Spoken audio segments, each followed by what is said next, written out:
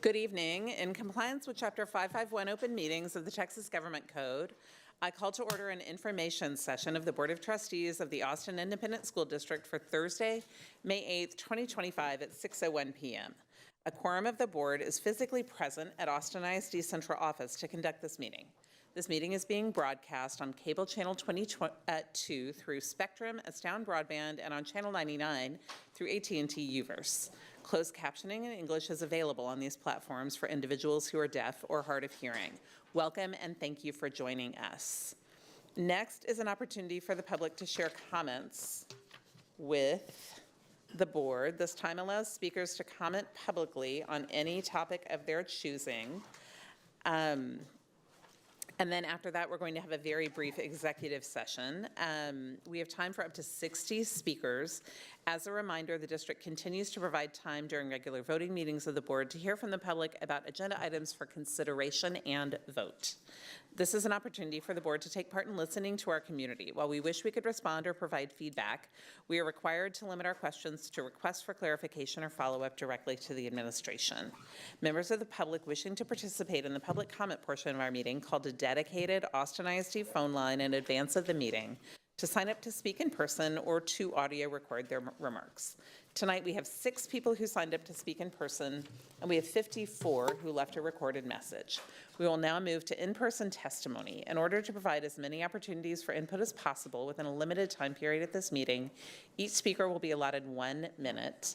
No substitutions or yielding of time to others is permitted. Callers who signed up to speak in person are welcome to come to the microphone when their name is called. As you come up to the microphone, please press the power button.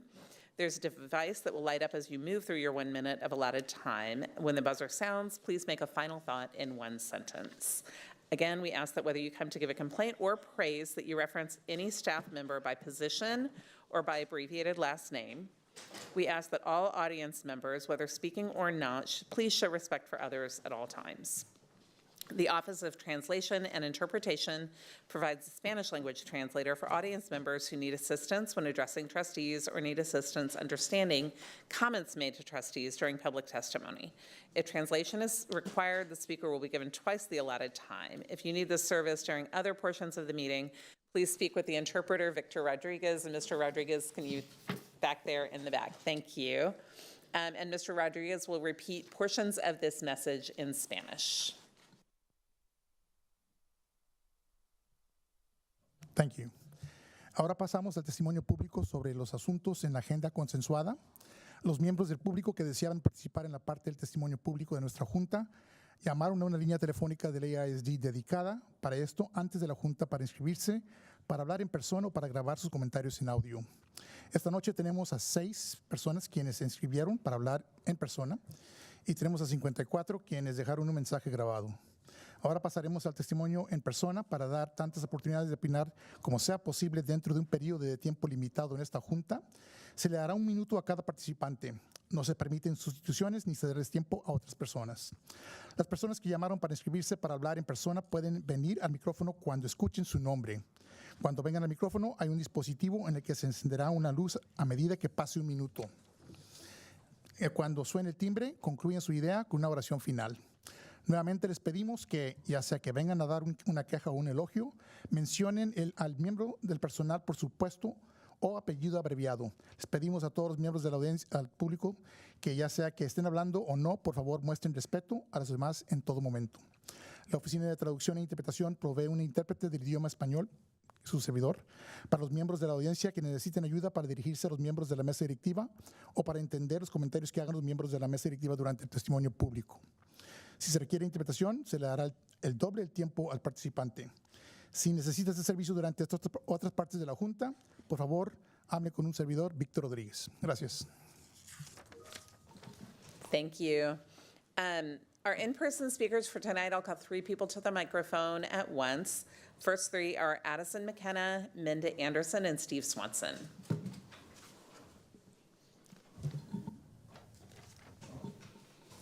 And you may begin when you're ready.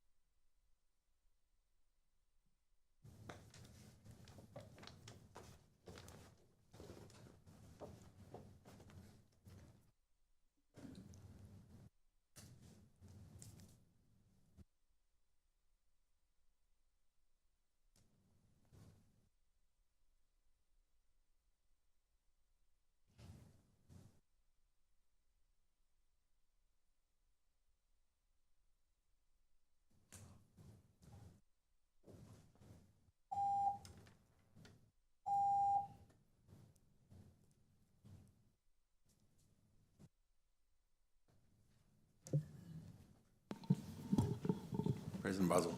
And yes, do we want to give Ms. McKenna a minute to, are you interested in? Mix McKenna, pardon me, thank you. Do we want to give Mix McKenna a chance to, would you like a minute to share what? Okay, thank you very much. Okay, next is Minda Anderson. Not here. Okay, next is Steve Swanson. Good evening. My communication won't be nearly as good as hers. My time at Dobie Middle School, hearing Superintendent Sakura tell the community on numerous occasions, TEA has not accepted plans for Dobie Middle School, provides the evidence TEA is not doing its lawful job to help AISD in planning.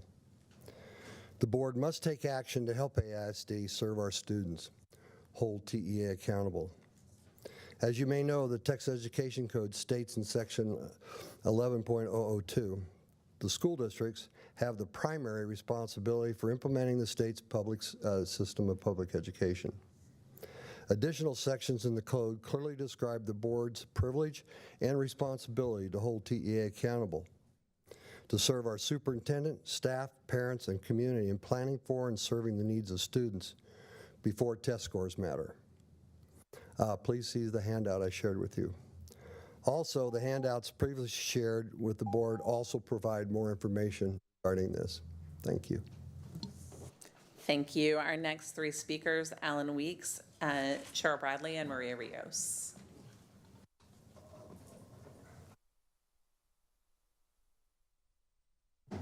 Thank you.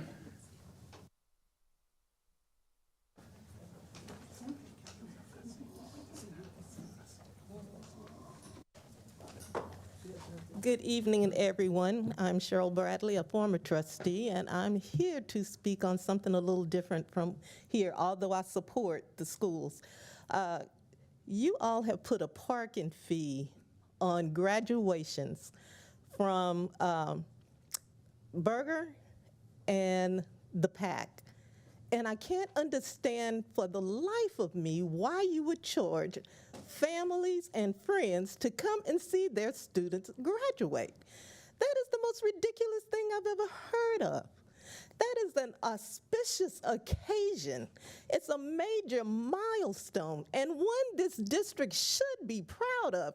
And you're going to put a $10 parking fee if they pay now, and a $15 parking fee if they pay at the gate. That is the most ridiculous thing I've ever heard of. You all can do better. And I know we can't sit up and talk about is the state funding to the district or what have you. You can figure out a way to make that money up, but you do not charge families and friends to come and see their child graduate. And you definitely don't use a free shuttle as an excuse. You got to do better. You just cannot do that. That's all I have to say. Thank you. Next is Maria Rios and then Minda Anderson. Buenas tardes, mi nombre es María Ríos. Yo vengo a representar a mi escuela web y a las demás escuelas, a la Dobie, a la Burnett. Good afternoon. My name is Maria Rios. I come representing my school, Webb, Dobie, and Burnett. Yo he estado en web ya hace mucho tiempo. Yo he estado trabajando con los niños. Yo he pasado muchas cosas en mi vida, pero para mí web ha sido mi casa porque I've been at Webb for many years, and I've worked with a lot of children, and Webb has been my home. yo quiero contarles, mis maestros, mi director, todos somos como una familia. Nosotros unos a otros nos apoyamos en la escuela y especialmente apoyamos a los niños que son más importantes todavía que nosotros. We're a family. The principal, teachers, parents are all a family, but we're here to support the students, support the school, because we've been a family for a long time. Yo estoy indignada hoy en estos días porque a mi director me lo dominaron como el director del año y no es posible que él él ya no va a existir en la escuela. ¿Cómo es posible eso? Somewhat offended. The principal was named Principal of the Year, and now, just recently, they've been told that he's no longer going to be the principal there at the school. How is that possible? Y mis maestros también, especialmente todos mis maestros, que hemos estado trabajando juntos para sacar este año a los niños adelante. Ellos, yo pienso que han trabajado este año lo más que han podido con los niños. And especially the teachers. Our teachers have been working arduously with the students, and how is it possible that they'll be also out of a job? They've been working with their students. Continue, Claudia. No es posible que usted nos haya dicho que no hay fondos para la escuela. ¿Cómo le quiere decir usted que no hay fondos y quiere poner otro personal en nuestra escuela?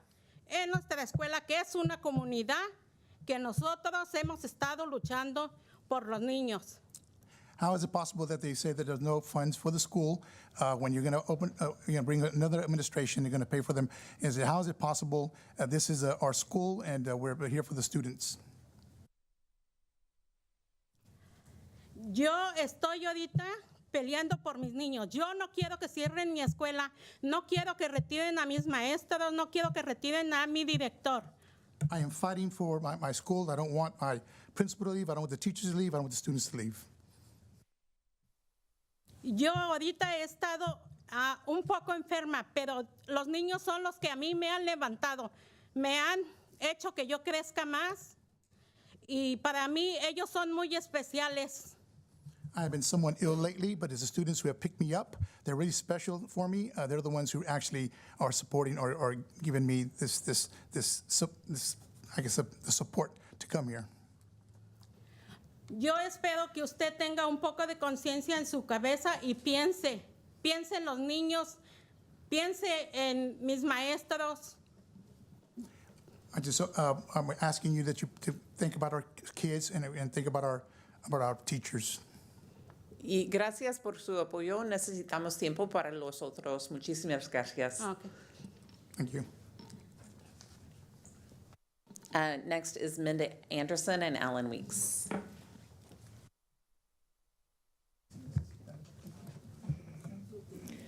Good evening. My name is Minda Anderson, and I'm a National Board Certified Teacher Librarian. I've been thinking about our district scorecard and the fact that our 4th graders and 8th graders scored above average in reading compared to the state's average, according to the National Assessment of Education Progress.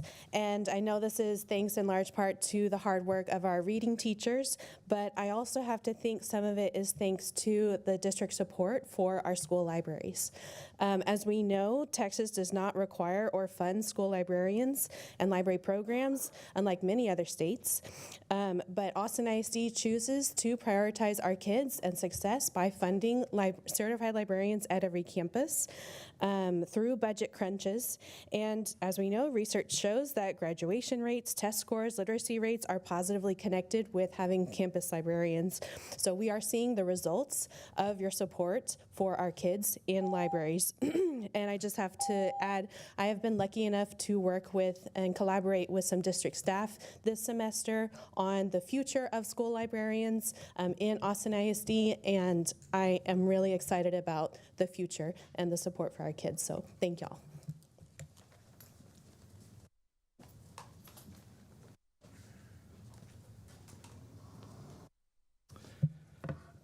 Good evening, trustees and superintendent. I just wanted to point out some sections of the Texas Education Code that I think apply to this situation. In 2017, I helped write some guidance around how to prepare targeted improvement plans. These plans had been more top-down, and we put in very specifically with the House Public Education Committee a really good process about working with the campus, about involving parents, community, and teachers in creating plans, and an order for doing this, at which point then plans would be posted, there'd be public hearings, and then they'd be approved by the board. And AISD, my experience has always been AISD's been a respecter of process. And I'm really concerned right now that I don't see, if you look at Chapter 39A, .051 and continuing, that we're not following the process, that decisions have been made and actions have been made before a plan has been approved. I'd ask you to read that, and I'd like to follow up with you on whether the statutes in this case are being followed. Thank you. Thank you, and thank you to all of our in-person speakers. We will now move on to our recorded comments. My name is Eric Bianca, and I'm a student at Dobie Middle School. I think I should leave Dobie the same with the same staff because it's not just a school no more. It's part of the community. It's been here for 50 years, and even though y'all didn't give us enough resources, we turned nothing into something. So that's unfair that y'all just trying to change Dobie. Dobie is not a school. It's part of Rumber. My name is Eric Fernando Villafranca. Remember that. Me llamo Víctor, tengo 12 años y soy estudiante de la web. Empecé a la escuela en enero y les vengo a compartir lo que escribí. Yo no estoy de acuerdo por lo que está pasando y porque he pasado buenas experiencias con los maestros y siempre me han apoyado. Y les quiero agradecer por enseñarme el inglés y por ser paciente con nosotros. This is an interpretation into English message. Hi, I am 12 years old and I am a student at Webb. I started at the school in January and I'm here to share what I wrote. I don't agree with what's happening because I have had good experiences with the teachers and they have always supported me. And I want to thank them for teaching me English and for being patient with us. Me gustaría que ninguno de los profesores cambiaran y también las maestras, porque nos enseñaron muchas cosas que no lo sabíamos, porque ellos son los mejores. Soy Víctor Rodrigo Chocoste,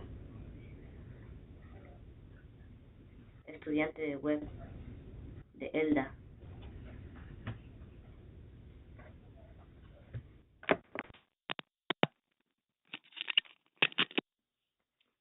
This is an interpretation into English of a message from I would like for no teachers to be replaced because they have taught us so many things that we did not know, and they are the best.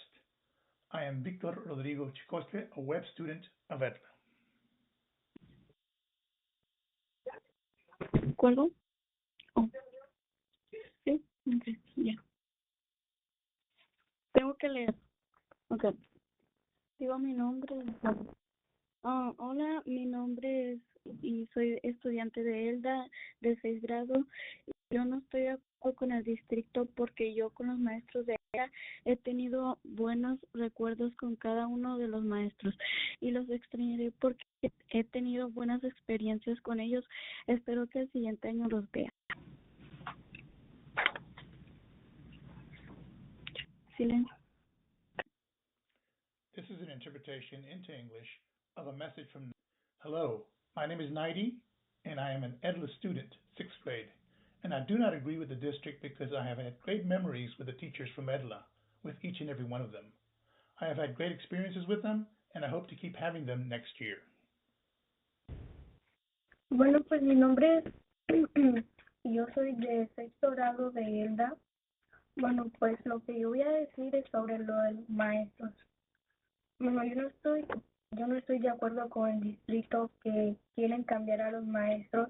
La razón por qué no quiero que cambien a los maestros es porque he tenido mucha relación con ellos, les he tenido mucha confianza y mucho cariño y no estoy de acuerdo de que los cambien porque yo no me sentí muy bien cuando vi a los maestros llorar y pues me dolió cuando los maestros se pusieron a llorar porque los iban a cambiar y no me gustó eso y no quiero que los cambien porque ellos son buenos maestros y ellos se esfuerzan para ayudar a los niños que no saben leer o escribir. Ellos se esfuerzan mucho para que ellos sepan eso.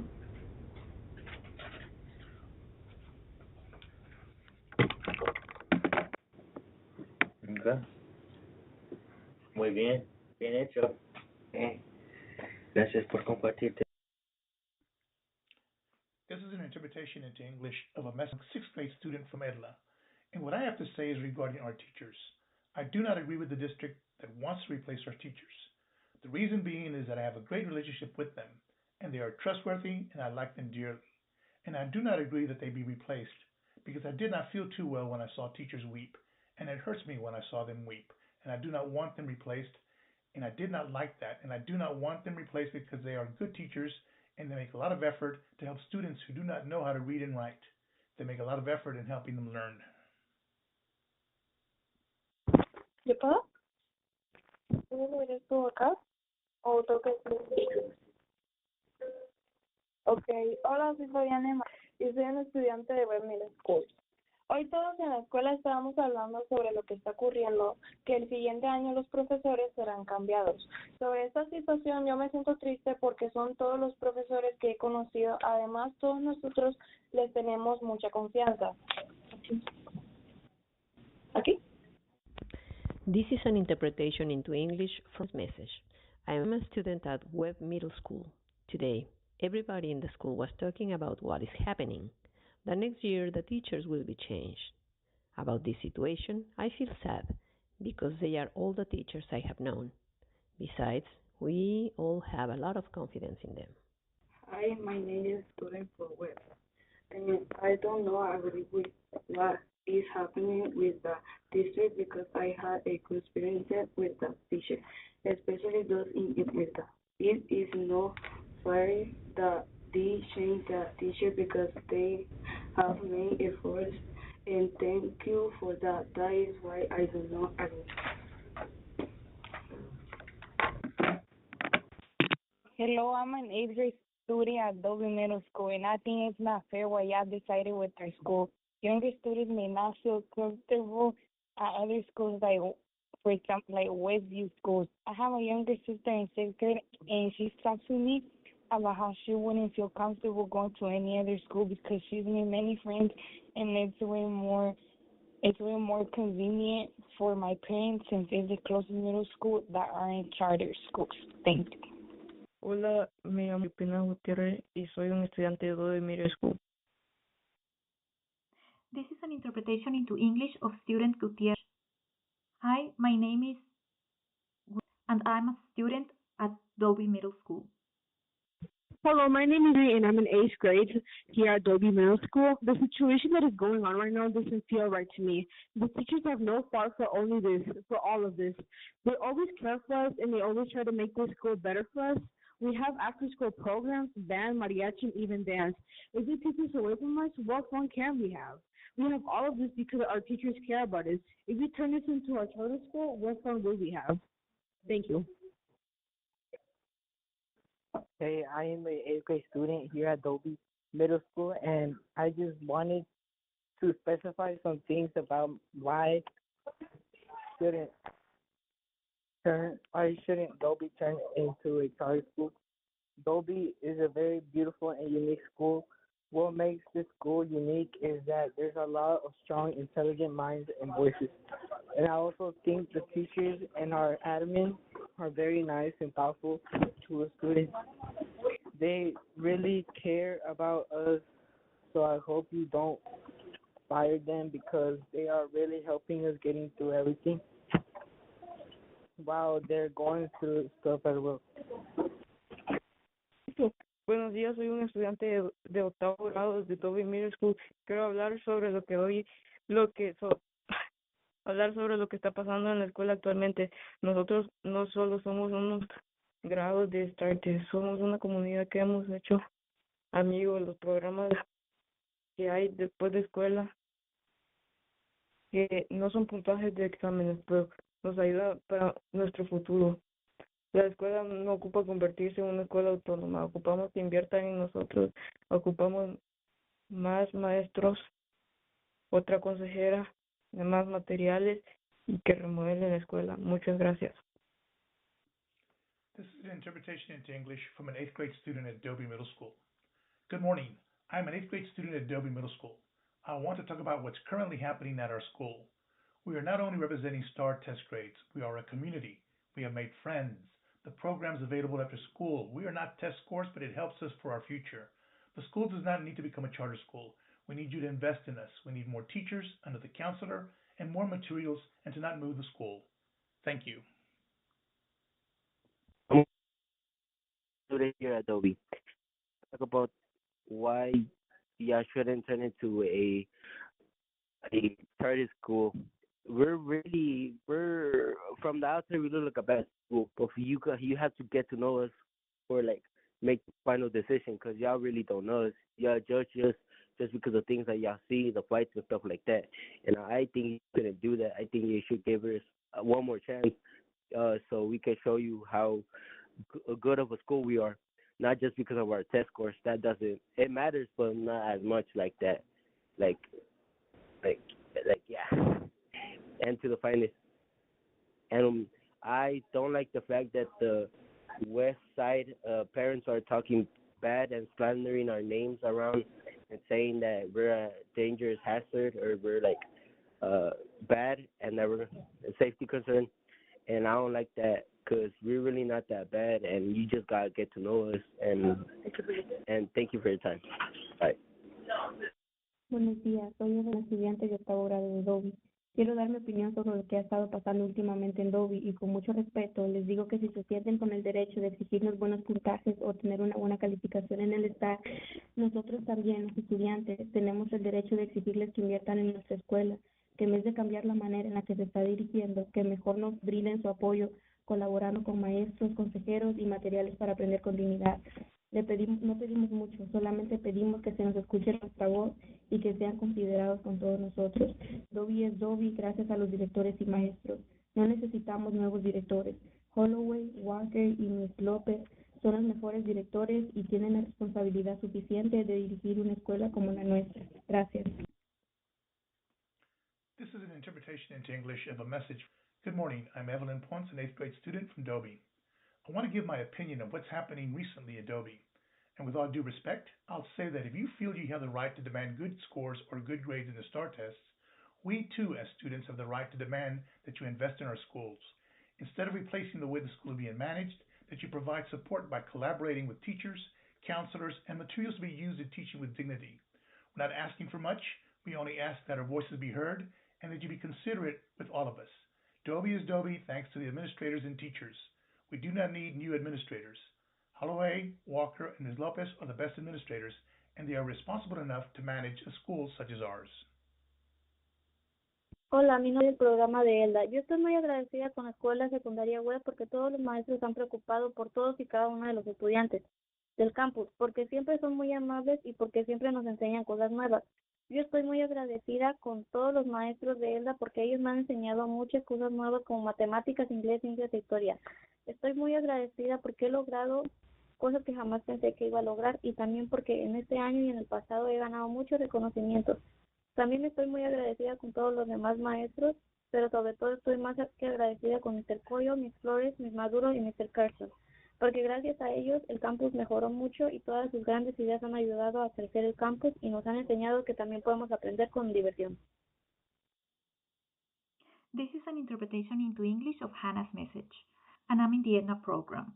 I am very thankful to Webb Middle School because all the teachers have cared for us and for each and every one of the campus students, because they are always very kind and because they always teach us new things. I am very thankful to all the EDNA teachers because they have taught me many new things, such as math, English, science, and history.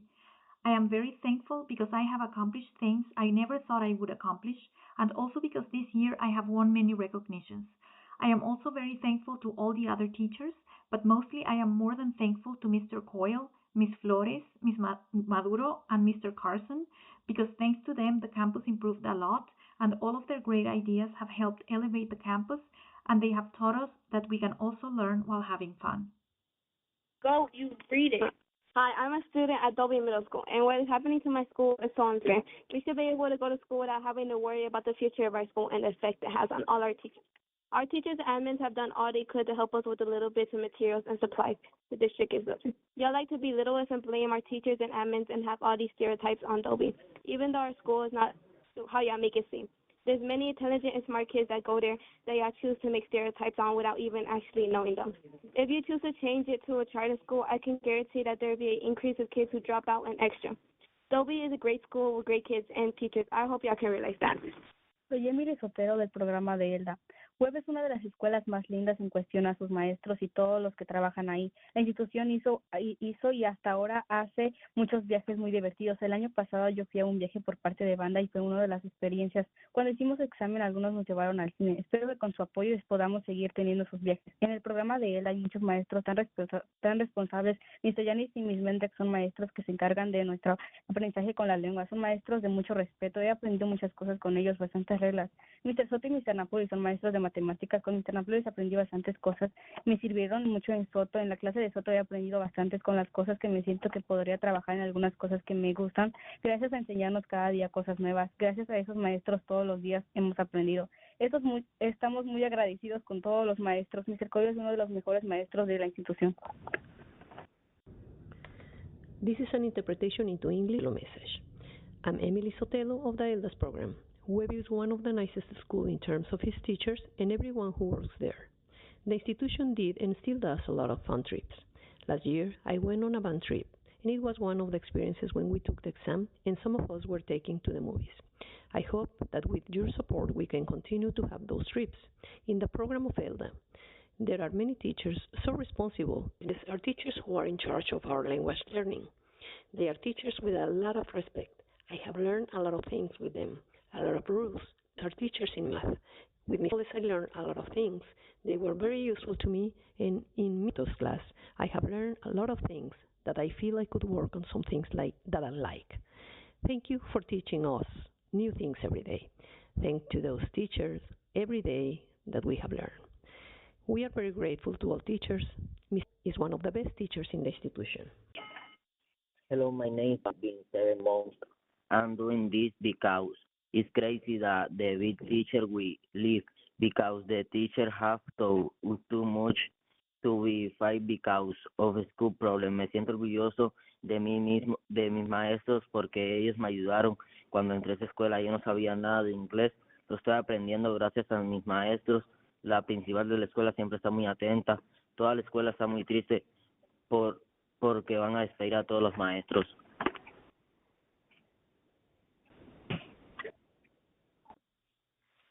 This is an interpretation into English of the Spanish portion of a message. I feel proud of my teachers because they helped me when I enrolled at this school.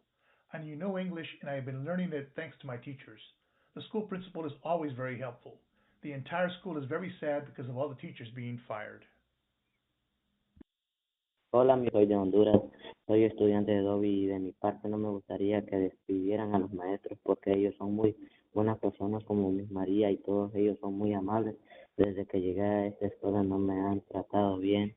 Miss María es como mi segunda abuela porque me quiere como a los demás estudiantes. Yo en las mañanas le ayudo a juntar la basura y en el almuerzo siempre nos acompaña. En el almuerzo y siempre me da consejos. This is an interpretation into English of a message. David, I am from Honduras. I'm a student from Dobie, and on my behalf, I would not like for you to fire our teachers because they are fine people, like Miss Maria, and all of them are very kind. Ever since I arrived at the school, they have treated me well. Miss Maria is like a second grandmother because she likes me. Along with other students, I help her pick up trash in the morning, and she always joins us during lunch, and she always offers me advice.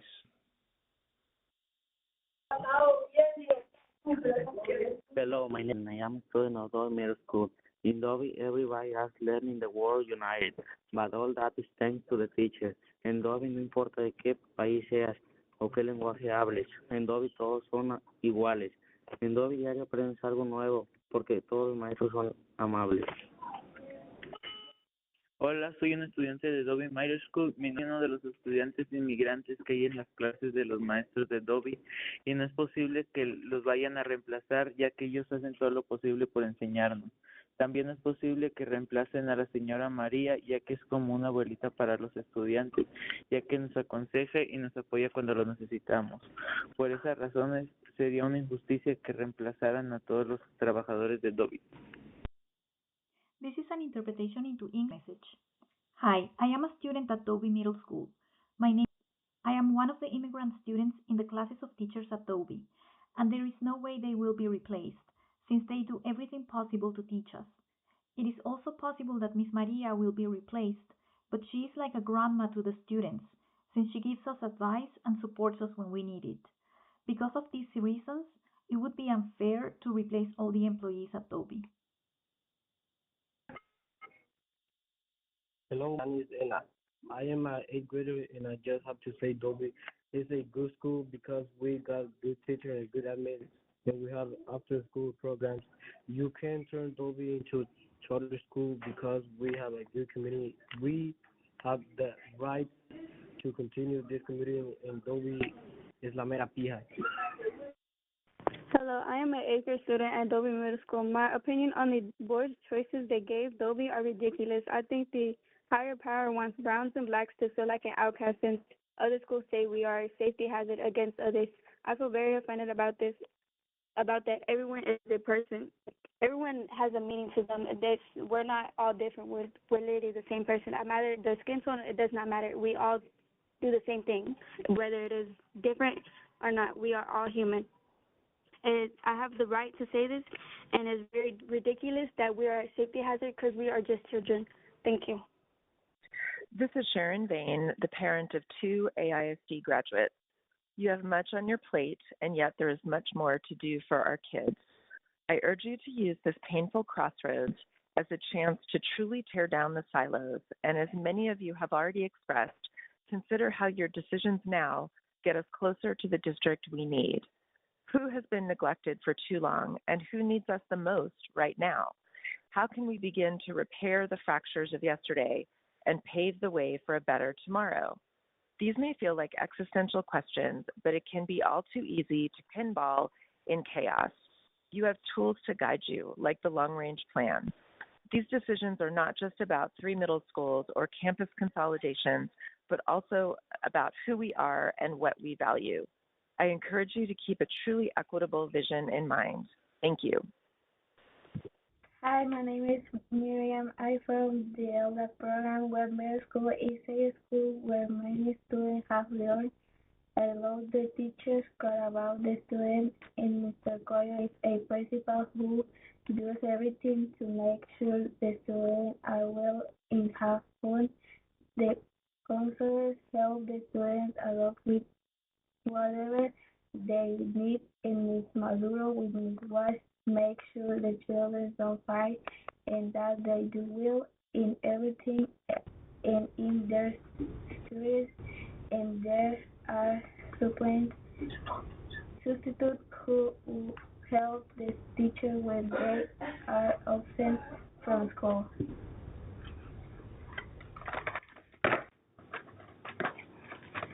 Muy bien. ¿Qué te pareció? Fácil, ¿no?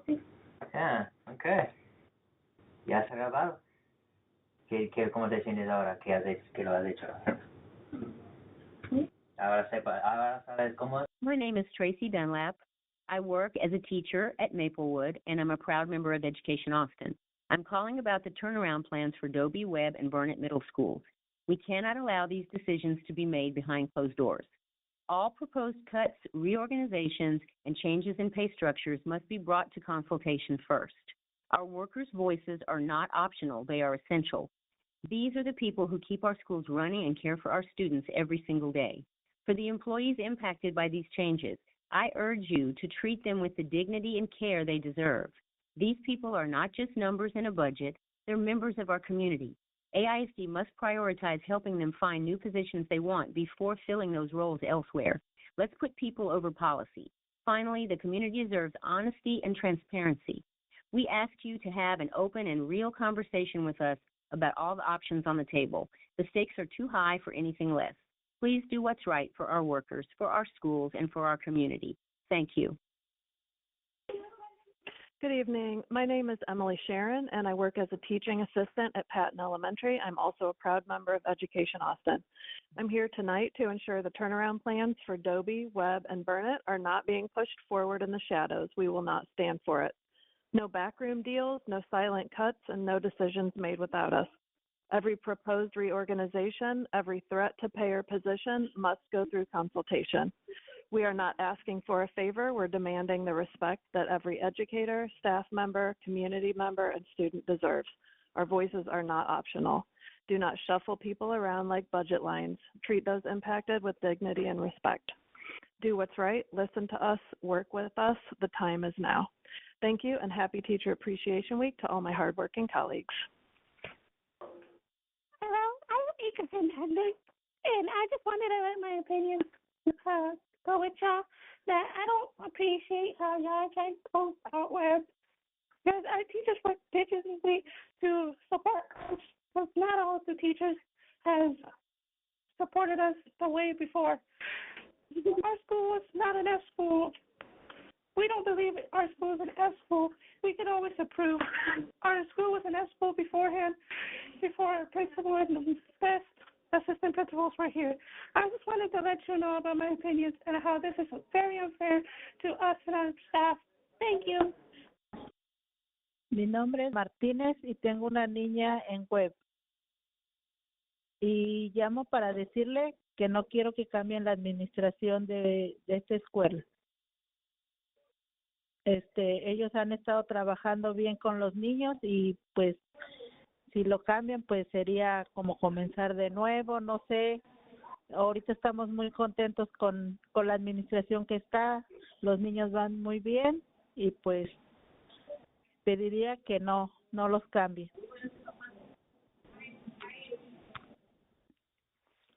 This is an interpretation into English for I have a daughter at Webb. I'm calling to request that you do not do away with the school administration. They have been working well with our children, and so if it is changed, it would be like starting over. Currently, we are happy with the administration that is in place. Children are doing well, and I would request that it not be changed. My name is Webb Middle School. I think what's good about the school is he tries his hardest to make the school more better and the teachers. And I think Mr. helps us a lot because he really likes the students a lot. She really likes to help them. And I think that the superintendent has to come to our school and like see from the inside what is it about.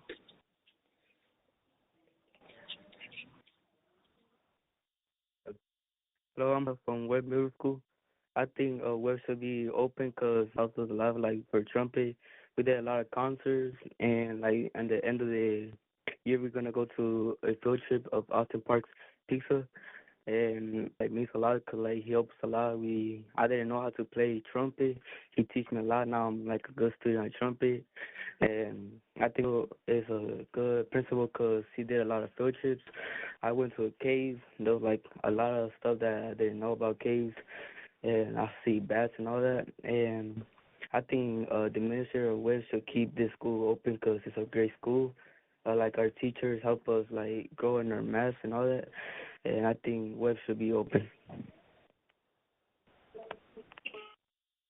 Hi, I'm a Webb student, and I think we shouldn't close Webb because all of my teachers have helped me through a lot. And my other school, I didn't know nothing, and when I came here, I learned more. And I do band, and the trombone I wasn't really good, but I learned a lot. And all my electives, they helped me a lot, and they helped me with stuff they're gonna happen through our life. And for sports, I was never into sports, but this school brought me into sports, and that's why I wouldn't want it to close. Hello, my name is Rachel Preston, and I work as a teacher at LASA. I'm a proud member of Education Austin, and I'm calling to advocate for our students and staff. I urge you to preserve all staff positions that work directly with students. Every person in the school plays a vital role, and losing these staff members would negatively impact our students' daily lives. Regarding Burnett and Webb Middle Schools, AIC must prioritize helping impacted employees find new positions they want before hiring externally. These staff members deserve our support during these transitions. Finally, I ask AIC to have an honest conversation about the community, about real options available, and truly listen to what the community wants. Transparency and trust are key. Thank you for your time and for your commitment to doing what's best for our schools. Hola, buenas tardes. Soy madre de que estudia en la web school y estoy muy indignada de que quieran cambiar al director y a los maestros y entonces supuestamente que quieren cerrar la escuela y eso me tiene muy indignada tanto como a mí como padre de familia y como a mi hijo, porque mi hijo tiene sus calificaciones normal, altas. Y entonces para que cambien de maestro, eso no se me hace justo, porque el director, desde que ese director está, se ha calmado que los niños anden en grupo afuera, que ya no entran a clase. Ese director se ha encargado de hacer buen trabajo y no quiero que salga y tampoco los maestros porque ya ya conocemos a los maestros y por eso yo alzo mi voz tanto como por mi hijo y por su calificación y dicen que van a cerrar la escuela por This is an interpretation into English of the previous message. Hi, good afternoon. I am the mother of studies at Webb Middle, and I am outraged that they want to change the principal and the teachers. And so supposedly they want to close the school, and that makes me outraged, both me as a parent as well as my son. Because my son has normal high grades, so changing his teacher doesn't seem fair to me. Because the principal, since that principal has been here, the children being in groups outside and not going into class has decreased. That principal has made sure to do his job, and I don't want him to leave, or the teachers, because we already know the teachers, and that is why I am raising my voice, both for my son and for his grades. And they say the school will be closed because Hi, my name is Cecilia Leonard, and I'm the Math Department Chair at Webb Middle School. I understand the need for strategic staffing, but replacing the entire Webb staff is not strategy, it's devastation. Our students rely on us. We are their stability, their community, and their safe place. We're not resistant to change. We are already doing the hard work. We've already come together to create a detailed plan that can help us make real progress. We even got off federal IR without meaningful district support. Imagine what we could do with it. But being told to start looking for jobs before a board vote, seeing our jobs posted and a job fair held to replace us before any decision has even been made is not just disheartening, it's disrespectful. We're asking you to invest in us, not erase us. Give us the training, the coaching, and the leadership support that we need. Let us finish what we've started. We're not giving up on Webb. I hope you don't either. I'm in sixth grade, and I have some questions for you. What's going to happen if Dobie does turn into a charter school? Why should we have to let our admin go when they have been there for us and helped us the most? Dobie is such an amazing school and has helped me with many things that I don't get at any other schools. For example, Miss Brown Gomez, she teaches ELAR and newspaper, and she has helped me understand English more than I already do. These changes have affected me and will continue to affect me in many ways, especially because my teachers and admin will no longer be here and be replaced with complete strangers that probably don't even care about us or care to get to know us. Start. Dear the AISD district. Your name. First name and last name, and say your ISD student. I'm an AISD student. Dear the AISD district, I have some stress that I need to get off my chest. I feel as if y'all putting my principal in accountability for grades that occurred during him not being present was unfair. I feel this because making teachers practically bribing them to work without Mr. Coyle is unfair. The district is basing our grades on 2019 grades. The people of the district are also predicting the students will fail. I feel as if y'all making the people of this school pay the price is wrong. This can be resolved if the district gives an apology and doesn't fire the teachers.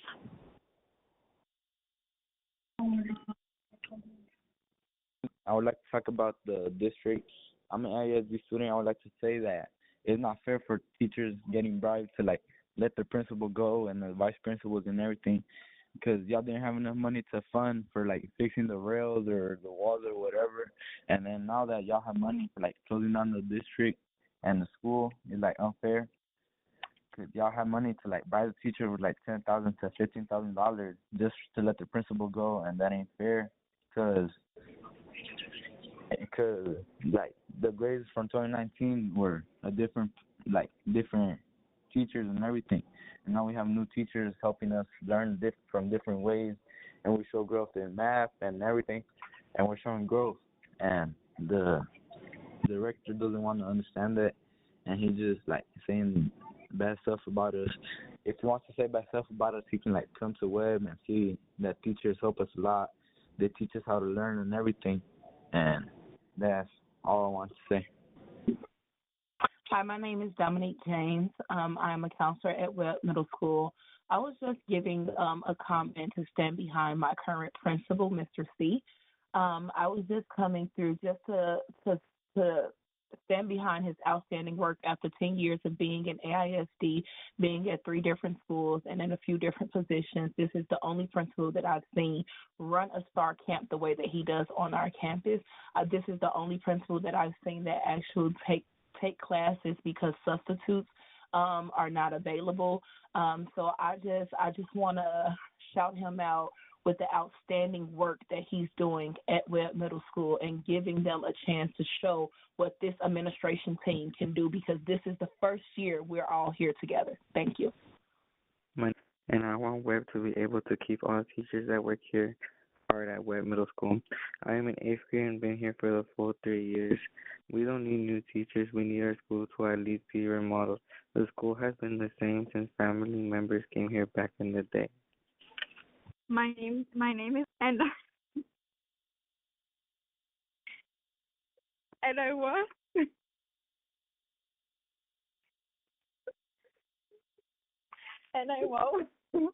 Web to be able to keep all their teachers that work hard.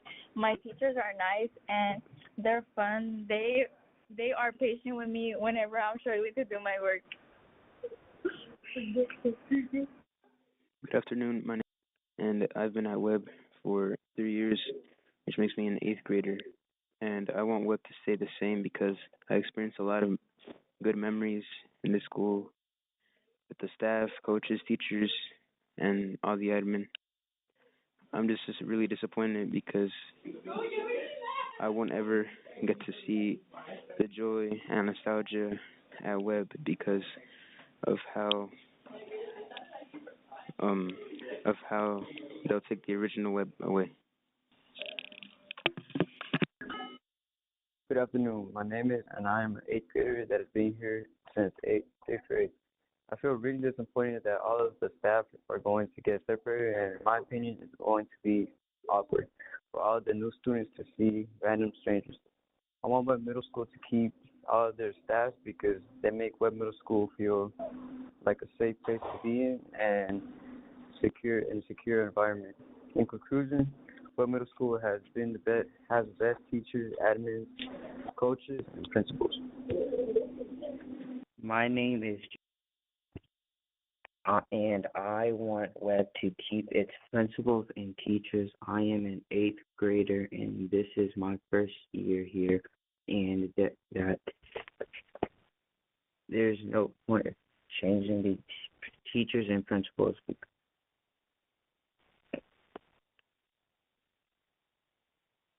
Well, hey, what? Okay. Hi, my name is a student at Webb Middle School. Dear Austin, ISD Board and Trustees, I know for most of you think it might be useless here, but for us it's a blessing to see y'all coming here to help us.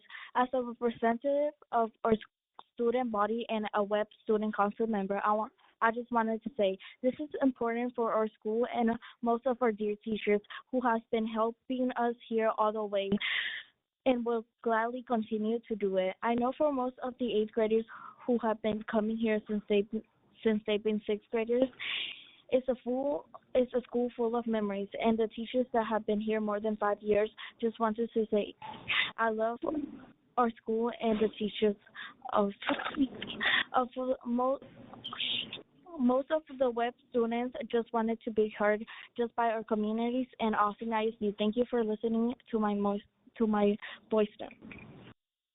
Hi, this is a student This is a sixth grader from Dobie Middle School. I'm here to stand up for the teachers and admins, especially my Spanish teacher who helped me a lot in Spanish, like hola, donde estás, comida. And I appreciate all the admins and teachers who stand up for Dobie and hopefully you make the right decision. Hi, I am a proud student at Dobie Middle School. I'm in the 6th grade. One thing I like about Dobie is the teachers. The teachers are so nice and they help me so much. Another thing I like about Dobie is the ACE program. It has so much fun activities. Because of these fun activities, I decided to go protest outside of Dobie where I could keep these fun and helpful teachers. And shout out to Ms. and Hello, I'm a sixth grade Dobie at Dobie Middle School.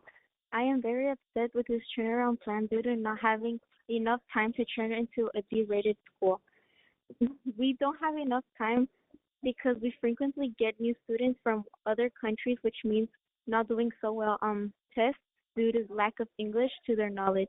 This turnaround plan will also be firing all of our amazing admin that we very much love. I've only been attending Dobie for almost a year, and I can see how much these admin can care about them, especially their safety. If this turnaround does happen, after these 4 months, they will get rid of our awesome fine arts classes. How will these students find things they have a passion for? These teachers will have to reapply and be qualified and will lose their jobs. In conclusion, this is a really bad plan. Hi, I'm a sixth grader at Dobie Middle School, and I have some questions. What does it really look like? What it really look like during the next 4 months we have left? Why can't we keep our admin and have them decide whether or not teachers are good enough for students? Dobie has great electives, such as band. We have our 2 band directors. They have given me a big passion for music and have worked really hard for us, and so does our admin and teachers. We will miss our admin and teachers deeply. No one could ever compare to them and what they've done for us. Thank you for your time. Hi, I am a 6th grader student, and my name is Eli, and I wanted to know why you want to fire teachers and have them reapply when they could work while you guys do whatever you guys are doing with the school. Bye. I hang up now. My name is Elizabeth, and I want these teachers to be able to stay because they work hard and be patient.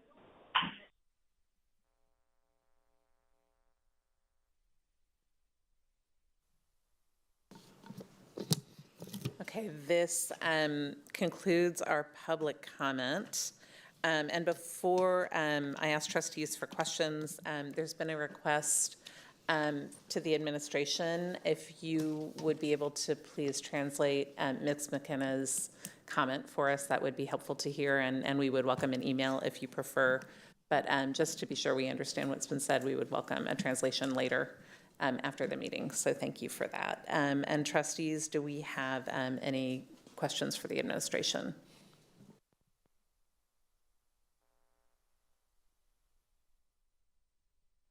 Okay, I just have one quick one. One of our commenters, Ms. Bradley, mentioned the graduation parking fee, which I think a lot of families are just learning about now, and I would love to just have some clarification about that, please.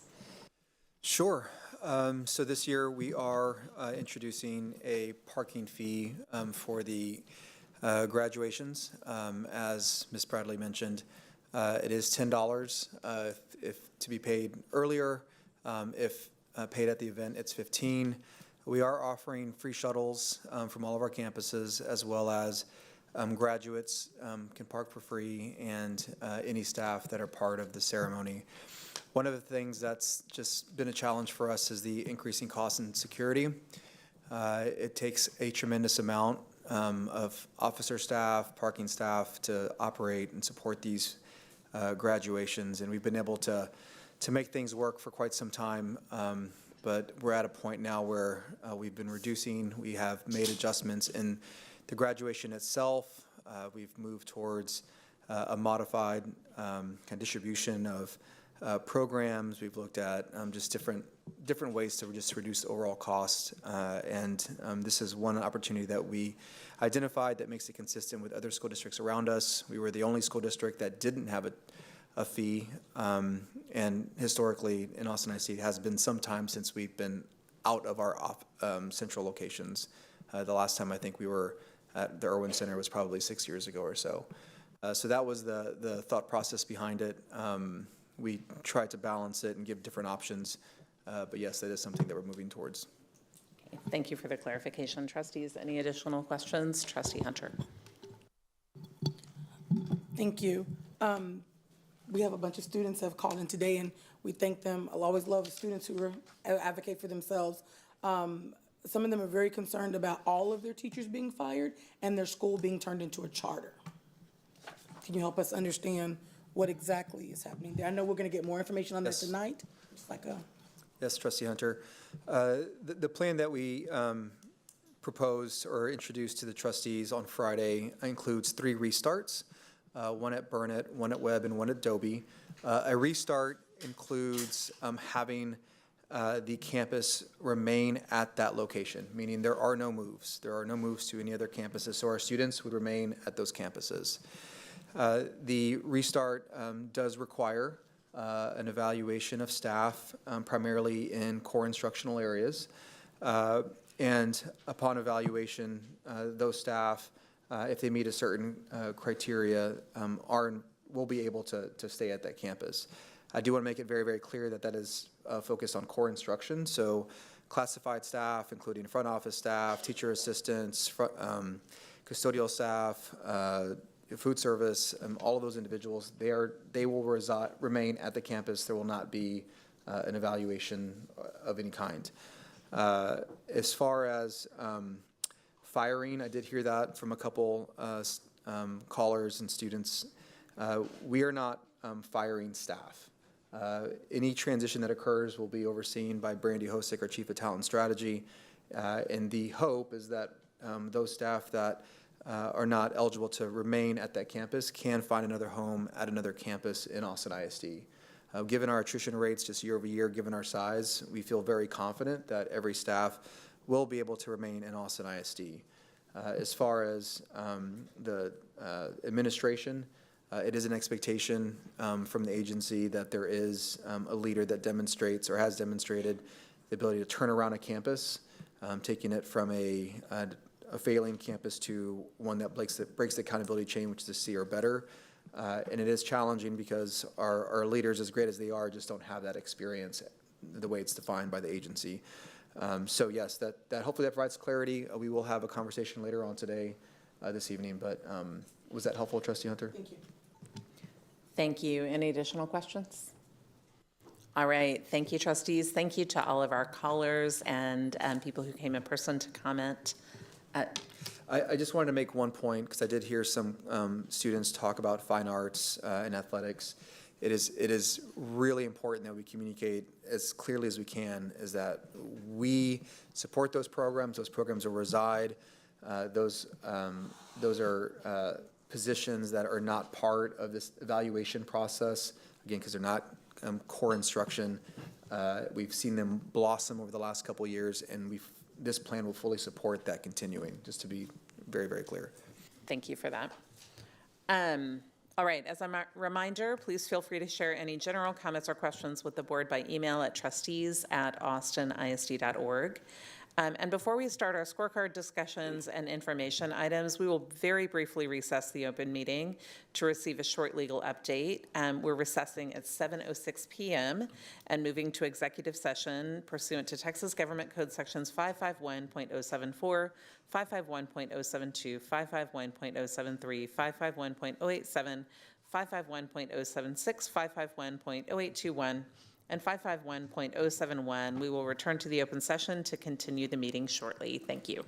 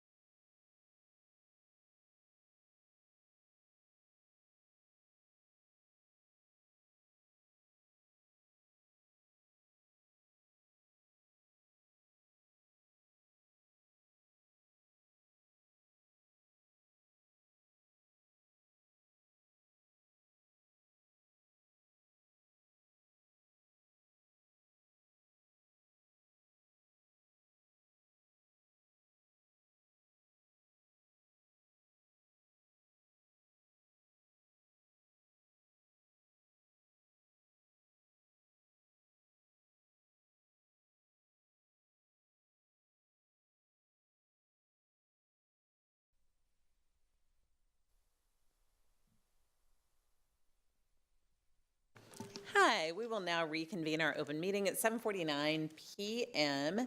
Thank you for your patience. Mr. Segura, would you please introduce our next item, our scorecard item? Oh, no, President's report. That is not your item, it's my item. Okay, as part of the agreed order with the Texas Education Agency, the agreement requires that the board shall, at the first board-authorized meeting each month, publicly report by reading into the record the percentage of time invested in student outcomes during the prior 3-month time period and the total time spent in closed session during the prior month.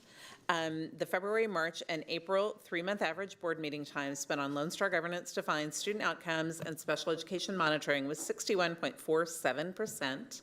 So we've exceeded our target of 50%. For the last month, April 2025, we were at 60.17%, and the board spent 529 minutes in executive session in April. Our next item is part of our commitment to discuss student achievement. And we have a presentation on Scorecard Goal 5, Biliteracy, GPM 5.1 and 5.2. As part of our commitment to focus on student outcomes, this time does count toward our TEA required minutes. We've estimated 60 minutes for our conversation, although we do not have a time limit. Before we hear our presentation, we need to confirm that our monitoring report is complete. Does anyone have evidence that the elements of an effective monitoring report are not present? Okay, thank you. Since everyone agrees the required elements are present, we will turn the floor to Superintendent Segura for the presentation. Thank you, President Boswell. The team and I will present on Goal 5, Biliteracy Goal Progress Measure 5.1 and 5.2. I have joining me this evening Dr. Marianne Maxwell, Assistant Superintendent of Elementary Academics, Dr. Susan Diaz, Assistant Superintendent of Secondary Academics, Yvette Cardenas, Director of Elementary Multilingual Education, and Janeth Medrano, Interim Director of Secondary Multilingual Education. And so, as you can see on the screen, wanted to clearly articulate Goal 5, which is the percent of graduates who earn a state or district recognition of bilingualism and biliteracy, which is Austin ISD Dual Language Seal of Biliteracy, Texas Performance Acknowledgement in Bilingualism and Biliteracy, or the Global Seal of Biliteracy, will increase from 10.3% in June of 2024 to 11.8% by June of 2029. The Goal Progress Measure 5.1 states that the percent of 5th grade students enrolled in dual language who earn a proficient level equivalent to level 1 high school credit in the TEKS on the Avant Stamps 4 as dual language proficiency assessment for partnered language will increase from 82.6% in June 2024 to 88% by June of 2029. Goal Progress Measure 5.2 is the percent of 9th through 12th graders on track in program coursework to earn an Austin AISD Seal of Biliteracy will increase from the baseline in June of 2025 to Y by June of 2029. And so for our families and staff following along, this is part of the scorecard that was adopted on June 20th of 2024, and some of the goal progress measures within that scorecard had baseline years since it was a new scorecard and we had not had enough data to build out that kind of starting point for the trend line. Looking below, you'll see that the goal progress measure most aligns with the initiatives labeled the middle school years and post-secondary success. And so with that, I'm going to hand it over to the team, Dr. Marianne Maxwell, to kick us off. Thank you, Superintendent Segura. Good evening, President Boswell and Board of Trustees. We're excited to talk about these progress measures tonight and reaching our goal of bilingualism and biliteracy by way of the Global Seal of Biliteracy. And so, as Superintendent Segura mentioned, we have two different progress measures that we'll be looking for tonight. First one, starting in 5th grade, our earliest measure of this progress towards this goal. And then the second measure, looking at what's happening in 9th through 12th grade in the later years of the progress towards this goal. So really what we're talking about here and what we're looking for is clear proficiency in 2 languages as a hallmark of a solid dual language program. And so really these can be seen as pathways for our students to graduate from us fully bilingual and clearly have attributes of bilingualism and biliteracy. We can think of that as a widened pathway for our students, being able to graduate with that as something that really supports them in the workforce, in college, and in their life readiness. So we're really seeing bilingualism here for sure as an asset and want to track that and celebrate that. Our dual language programs do and the work that our students do to reach these accomplishments. So as I mentioned, 5.1 is our earliest indicator towards earning these accomplishments, and 5.2 really continues for DL students that are on track in high school to earn that seal. We do have some alignment to our district initiatives, although we're starting with 5th grade and elementary. That is most closely aligned to what they're earning in 5th grade for that high school credit, level 1 credit for the language, for the area that they're testing in by way of the STAMP test. The STAMP test for Spanish and for Mandarin has 4 domains: reading, speaking, listening, writing. And the STAMP test for Vietnamese currently has 2 domains. That was actually a new test this year. It was a brand new test. Our students took it for the first time this year, and they don't have all 4 language domains ready yet. That's coming. Don't know if it's coming next year, but it's coming soon is what we're told. We don't have an exact arrival time. But we can assess some readiness and some proficiency with those 2. Some key data findings that we'll talk about tonight are overall, and for GPM 5.1, we do have some variation from the baseline scores that we collected last year and the scores that we collected this year. We'll get into that quite a bit when we talk about our root cause and when we talk about the data tables and how we actually collected that data and analyzed it, and some differences between last year and this year. And then we do have some progress in some of our student groups, and then we have some decreases in some of our other student groups.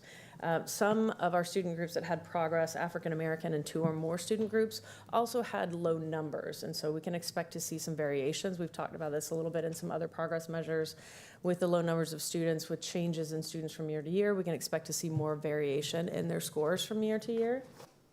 And then in 5.2, we do have a baseline that was collected this year. Baseline data shows that 50.8% of our high school students enrolled in DL are on track to earn that AISD dual language seal of biliteracy.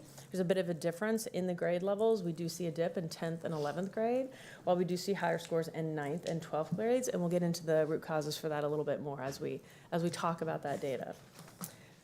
And so our first table here, I'm just going to try to remember to scroll as I talk and say all the words. Help me remember if I need to do that. So our first table here, this is our data table for 5.1. So what we're looking at here is last year's baseline data that was collected in 23-24. And then this year's new data for 24-25, and then to the right of those you see the yearly targets, which would have been for the 24-25 and the subsequent 4 years after this. So you can see, I mentioned earlier, there's a little bit of a difference between a decrease in what we see in 24-25 and then what we see in 23-24. And so you can see also in several student populations we did not meet that yearly target for this year.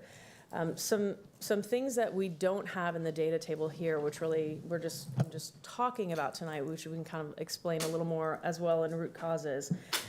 How we collected and analyzed our methodology changed this year from what it was last year when we collected this data. Last year we collected the data, and this actually wasn't a GPM at that time.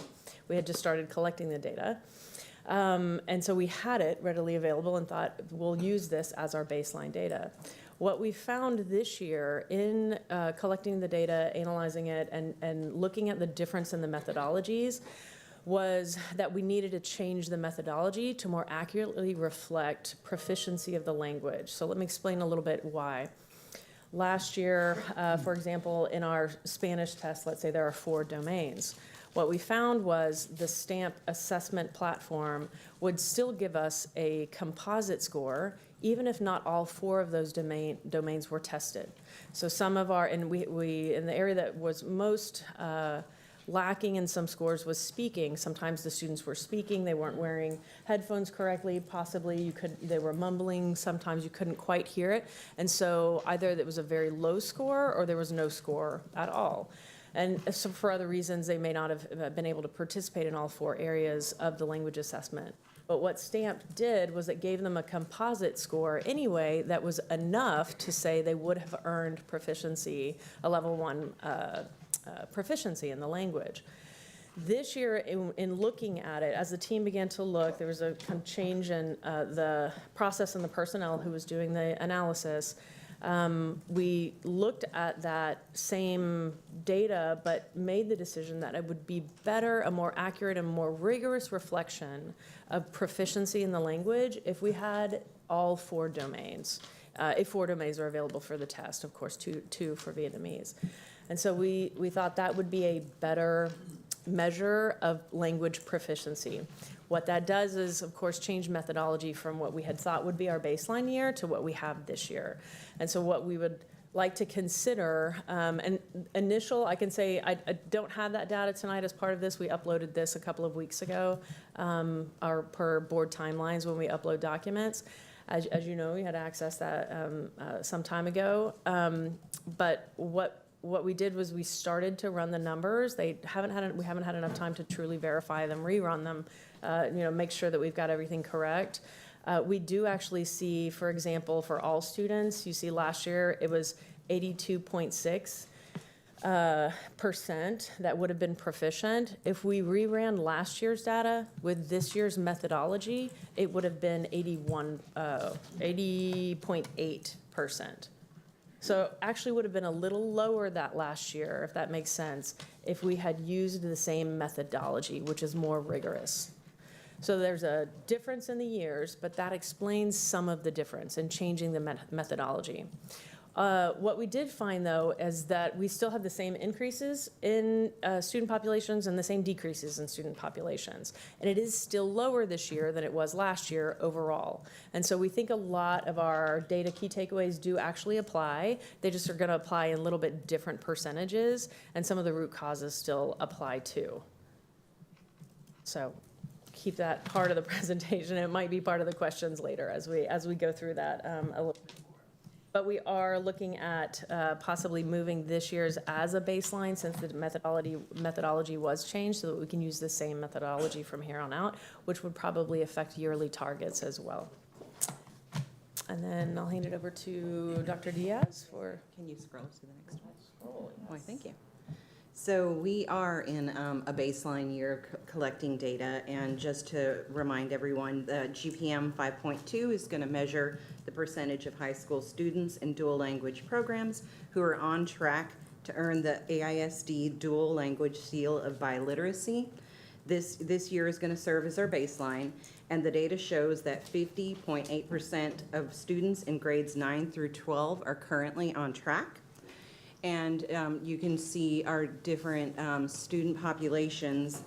When we look at them, our Hispanic, Latinx, economically disadvantaged, and emergent bilingual students are all pretty much performing around the same level.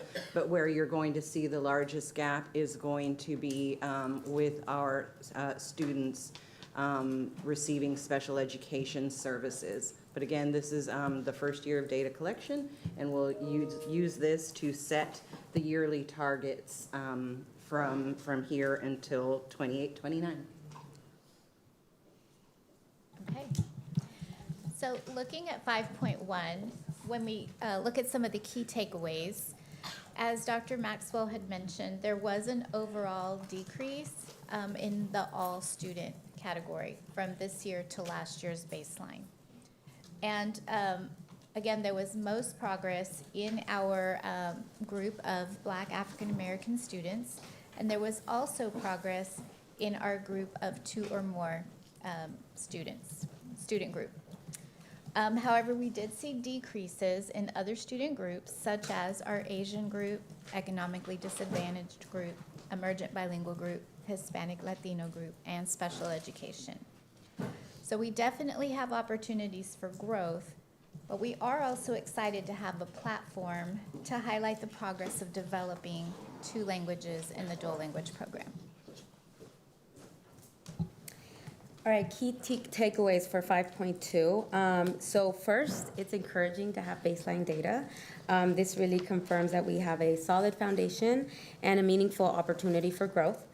So if you look at the data, you will see higher numbers for 9th and 12th grade. This really confirms that strong systems in place really support our students in continuing on the track for the seal of biliteracy.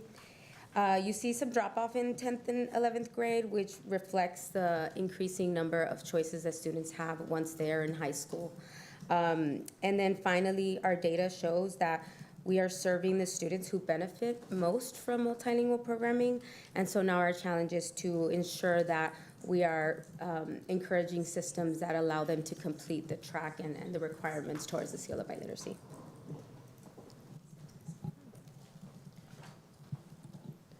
Okay, so getting into some of the root causes that I mentioned a little bit earlier, of course, there is a change in the methodology, but we think most of these root causes in general still apply. We also did have some changes in assessment from 23-24 to 24-25. We changed the testing window based on the assessment calendar steering committee feedback. We're always trying to look for better ways and options to not overload students at any one time in the year. And we got that feedback pretty strongly through the assessment calendar committee. And so decided to make that change in the assessment window, which always changes a little bit for where students are in their readiness and what else is happening, going on during that assessment. The more regular you can set that schedule, the better it is for students and their performance. In addition, students from a 3rd elementary campus with Mandarin rolled up to 5th grade. And so that was our new, it's a new student group that we didn't have previously from the 23-24 year.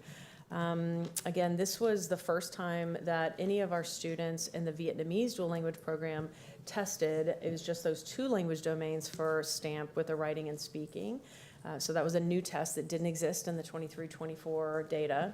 And then during that analysis, of course, we looked at the process that we used. Our team fine-tuned that and changed it to better reflect what we felt was proficiency in the language. Which, as we're looking and rerunning data now, we find that that did make a difference in quite a few of our students and them not actually reaching the proficiency that we had previously thought. Also, other than some assessment changes, we definitely notice and recognize there's a need always for continued adherence and learning and knowledge around the district's dual language allocation plan.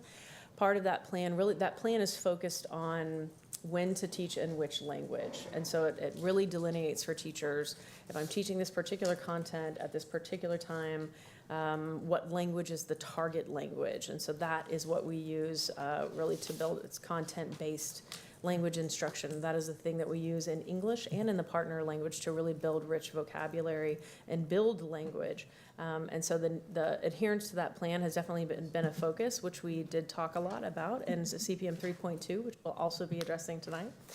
And then, of course, we continue to find staffing shortages in bilingual education. Our district has had to increase the number of bilingual exception waivers because it's just difficult to find enough bilingual certified teachers to fill those positions. And so we continue to put even sometimes as highly qualified teachers in those positions that are just not bilingual certified. And then 5.2, root causes. Absolutely, and you're going to, we're going to have some of the same root causes for multiple reasons. But one of the things that we're most excited about, but is a root cause, was the fact that we didn't have a tool to track how many students were on track to graduate with the seal of biliteracy. So now that we have that it'll fill a void that we've had in the past, not just we didn't have access to the data. And we think that now that we have access to this data, that it will really inform our campuses, our counselors, our teachers, and our families, so they have a better understanding of the importance of receiving the seal of biliteracy. And we also know that many of our students are high mobility, and they would transfer from campus to campus sometimes, and when that happens, they may transfer to a campus that does not offer dual language. And if they do transfer to a campus for a year or so that does not offer the dual language programming, then that will throw them off track to graduate with the seal of biliteracy as well. And again, much like my elementary colleagues, staffing is always difficult, especially in secondary. Not saying that it's not hard in elementary, but really when you're getting into content, you know, needing a science teacher or a biology teacher who is fluent in Spanish and can really teach the content, it is very difficult. These people are like unicorns to find. So staffing always in a dual language model, especially in middle, but very much especially in high school, can be hard to staff. And then lastly, while we do allow all students to participate in dual language offerings, so therefore we do have students that are taking the classes but do not have the intention of graduating with the seal of biliteracy, because we welcome anyone into the dual language programming for, you know, for however amount of time or however many courses they choose to take. But so that does kind of skew our numbers as well, when we have students that are not necessarily seeking that seal of biliteracy, but we're going to work to encourage more students to do that. So now talking about outliers for 5.1. So we do want to highlight that we had 22 total campuses for elementary that met or exceeded the all target. And so 10 of those campuses are in the SRI band number 1, 5 of them are in the SRI band number 2, 6 of them in SRI band number 3, and 1 of them in the SRI band number 4. So we did wonder, right? So what are some factors that contributed to this? And campuses responded, and they reported that some of the factors for their success was explicit vocabulary instruction, language-rich environments, strong instructional practices, structured conversations. That is something that we have worked a lot with on campuses with the elementary academics and elementary schools to provide training. Goal setting for STAMP and TELPAS, fidelity to dual language programming, language of instruction, use of high quality instructional materials, and then having just experienced veteran teachers that were very supportive of dual language programming. And again, these factors also are very aligned to the 3 pillars of dual language programming. And for 5.2, I want to highlight 2 campuses. So Aikens Early College High School, they were the first campus to implement the dual language program at high school and the ALCA course, the senior course. And so they lead the district with 73.4% on track. They, even though they have that extra year, they have consistent staffing, consistent leadership, teachers, counselors, really strong communication systems amongst them, and have fully implemented all the dual language courses, and have, you know, cross collaboration with advising our students across the different programs. And so they have built these really strong systems to keep our students in the program all the way through senior year. Crockett Early College High School, they joined the next year in 2022, I think, and they are at 66.1% on track. They also have implemented all the courses. They also have a very strong, tight-knit community, dual language community amongst the leaders and the teachers. But aside from that, they were the first ones to develop a tracking tool to track students from 9th grade through 12th grade to ensure that they're going to meet the requirements for the seal of biliteracy. And so we actually took their template, their model, and gave it to the other campuses to follow that same lead and track our students to meet the full requirements for the seal of biliteracy.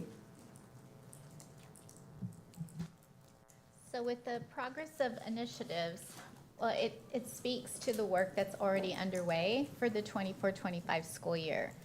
It really highlights how biliteracy initiatives align with AISD's middle school forward and post-secondary priorities. These initiatives aim to ensure that biliteracy pathways are embedded into academic planning and teacher support. And we're also focused on increasing both the quality and consistency of instruction and monitoring. So with 5.1, and of course, it's the long-term goal of increasing access to Austin ISD's seal of biliteracy and multilingual recognitions.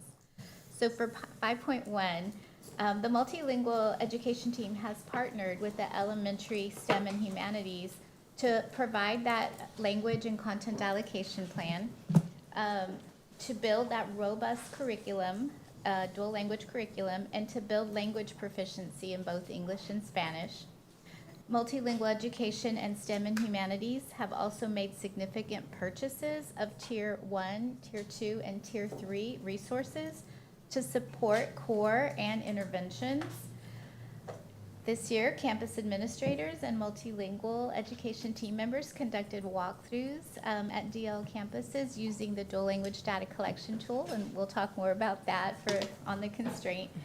And also, multilingual education has provided lots and lots of professional learning to support teachers, and we're really focused right now, as Dr. Maxwell was sharing and Dr. Diaz, about teacher shortages, really working hard to provide supports and professional learning so that teachers get their bilingual certification and so that we can decrease our number of bilingual exceptions. We're just launching, we're excited. We're just launching a very intensive 4-day biliteracy certification academy. And so far we're getting great feedback from the participants. And so we'll continue to monitor the effectiveness and hopefully get all those teachers certified. And so for 5.2, this has been some really exciting work this year because we laid a strong foundation for our students to continue the pathway towards the seal of biliteracy. So something we did is we conducted an audit, a course audit for all our students to really establish who is on track and who is not and how to get them on track. And this also served as a way to help all the stakeholders get on the same page and get a bigger perspective of the whole process and all the different moving pieces. We're also in the works of building a frontline report in order for our counselors, our registrars, teachers to be able to pull a report, real-time report, and see where exactly our students are in their pathway towards the seal of biliteracy. We've also begun developing a K-12 curriculum that embeds in their reflections, artifact collections, anything that the students can use and collect and save for their portfolio their senior year. This is great because our students have found, the first few cohorts has found themselves kind of rushed to try to find different artifacts. And now that we know, the kids know what to look forward to, they're able to do that at an earlier age or earlier grade. And then finally, we've partnered with Counseling, Advanced Academics, and CCMR to embed what are those sealed requirements and how can we work together so that students don't have to choose a program but can participate in multiple programs.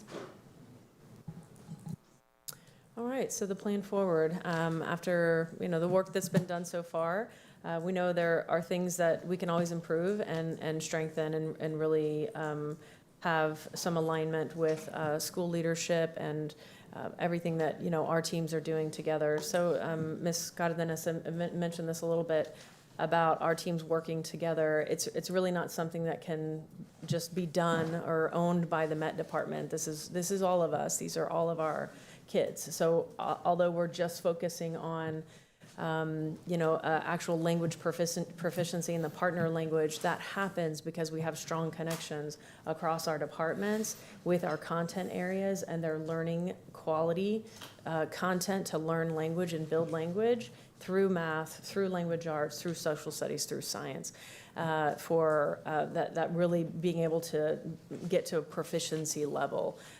Assessments for proficiency don't just have to do with being comfortable with speaking or being conversational. They're quite a bit more. It involves a lot more content than that. So part of that partnership, of course, has been all of our teams working together on that, and part of that partnership is with school leadership. And so in the plan forward, as we continue our focus on literacy and add new components, right? We can't drop literacy, but we're adding new components and some more considerations with our time and our professional learning. We've talked a little bit about math, and what we have the opportunity to talk about tonight is dual language, the dual language structure, content-based language instruction that we've already we've cross-trained our teams in, and that we'll be partnering with school leadership on as we have required principal sessions all through next year. So ongoing sessions with principals so that they can give strong feedback to their dual language teachers, which is important at any time, and particularly important, I think, for the dual language program, because not every administrator was a dual language teacher. And so you're learning new components of a program at the same time, and learning to value them, but also give good feedback on them. And so, which we'll probably talk a little bit more later. They're very interconnected, this GPM 5.1 and the CPM 3.2 for us. And so strengthening that communication with campuses and administration about what that assessment is, how we can build up towards that assessment for proficiency, and what that looks like in the classroom, and then continuing to work side by side with them on our walkthroughs and as we provide that professional learning. And then, of course, the KPIs that we have involved, I'll just kind of fast forward to that with 5.1. KPIs for that will be us tracking the number of campuses that are participating in our professional development sessions, that actually we're working specifically towards improving that speaking section of the assessment so that they understand it, they've got a little practice with it, are using headphones correctly, just doing actual campus trainings with that, or working with campus people on that. And then just tracking percentage of, how many professional development sessions we have in attendance. That's for administrators, that's for teachers, and making sure that our professional development that we're offering is in line with the things that we're tracking that we know really make a difference for language proficiency. Awesome. And for GPM 5.2, our plan forward and our KPIs are basically looking ahead. Our work is focused on setting up systems and ensuring that they're in place so we can support all of our students, our campuses, our counselors. So a lot of this is about collaboration with the campuses. It's about the support that Janet and her team provides to the campuses and keeping good communication open.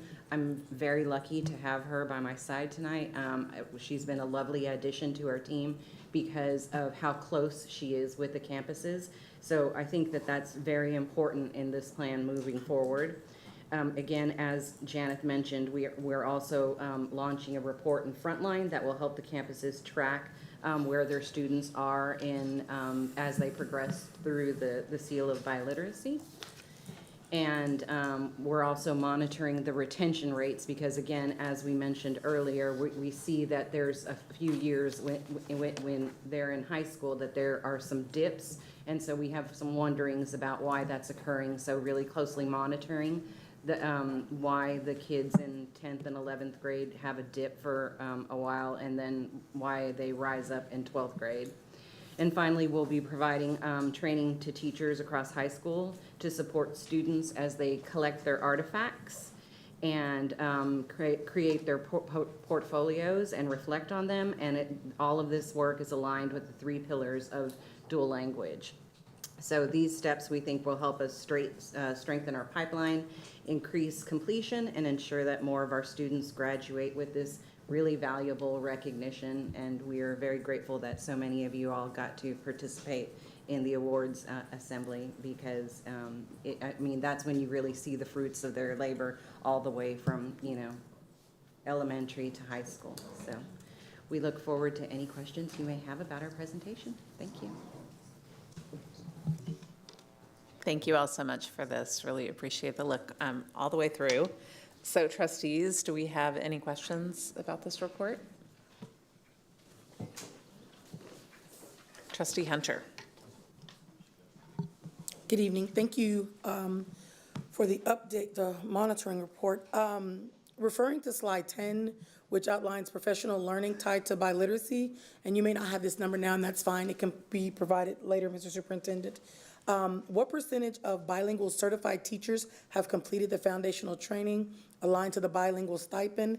And how is the district measuring the impact of the training on the biliteracy outcomes?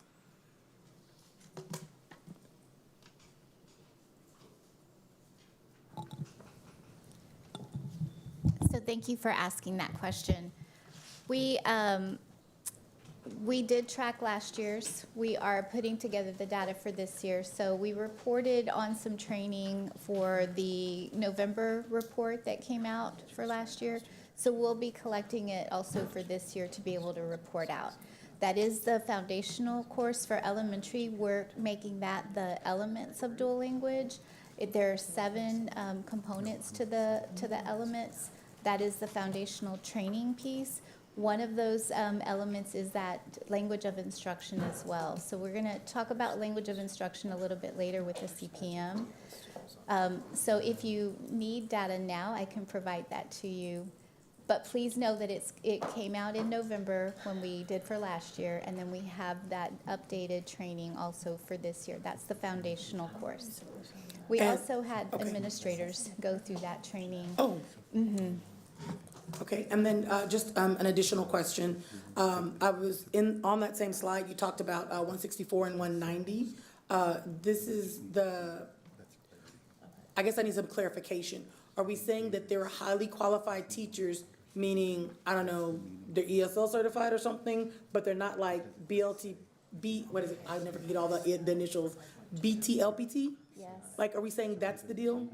Yes, so when we're talking about the bilingual certification, there are 2 exams. So those are those 2 exams. Okay, Yeah. and we're saying to be a bilingual teacher in Austin, you need both or just one?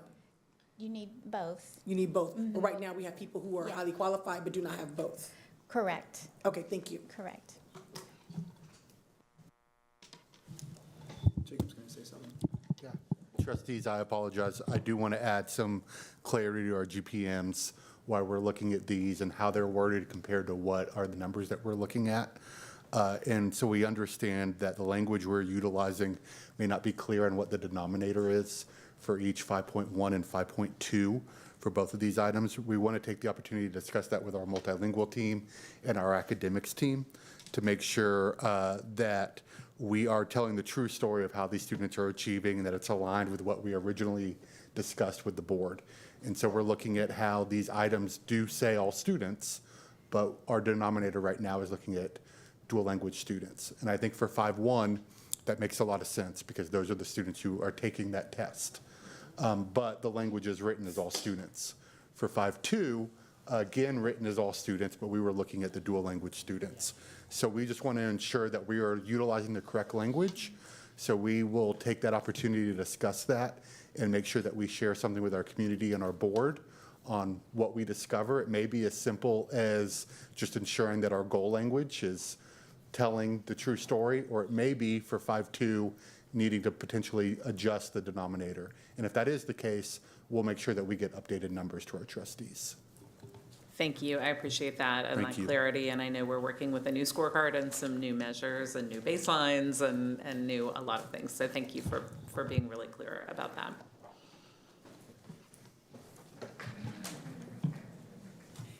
that. Trustee Singh. Thank you. I thought this was a really thorough presentation. Lots of good data here. Appreciate the effort. I did have a question that sort of relates to what Trustee Hunter was talking about with the certified teachers. I note in the presentation there's some mention of exceptions that we are seeking to sort of waive the bilingual certification requirement. So just with that in mind, I'm wondering, what else do we need to know about that? I'm just reading this off of like the TA. Like, what else do we need to know about that as it relates to the outlier campuses or the campuses that maybe weren't outliers? Like the levels of certified teachers, does that seem to have an impact or correlation with campuses that we are seeing meeting or exceeding the targets versus those that aren't? So that's also a great question. Even though I don't have those numbers here with me, I do have them on my laptop.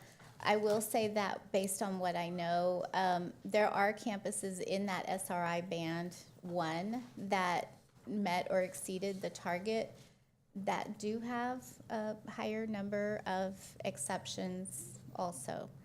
So just an observation, I think that this is really kind of the first year where we're looking at it in terms of the campuses themselves to determine where there is some kind of connection, right, between the certification. I think we're still trying to really see the cause and effect. Thanks so much. Trustees, Trustee Kaufman. Thank you for the presentation and for the work to put into practice the goals that address the vision and values of our district in terms of helping students achieve bilingualism. So thank you for this. I just have one question that is focused on how as a future focused question, and that is around a budget. And so I'm curious in terms of how the board can support with investments in the future. Particularly, my question is around Title III funding, given that the Title III funding is intended to support the English language acquisition for emergent bilingual students, and then the current president proposed budget that is entirely zeroed out. So I'm curious, how much does our district currently rely on the Title III funding, and should that funding disappear in coming years, what would the board need to do to support the implementation in the future? Yeah, go ahead. I'll wrap up. Okay, well, so the way that we are using Title III right now is really heavily with team members that are directly supporting campuses, right? So it's 78 campuses for elementary, 57 of those campuses have dual language programming, and so that is where they support a lot. They have approximately 13 campuses per specialist at elementary. So if we were to lose that funding, we would lose a lot of that direct campus support, the coaching piece of it, being there for PLCs, the professional learning, all of the pieces, you know, that the multilingual education does a whole lot of professional learning as well, and supporting of teachers. So that is where we would have a huge loss. And off the top of your heads, do you have the estimated amount of what the current Title III funding is that we spend? I don't want to give you an incorrect figure.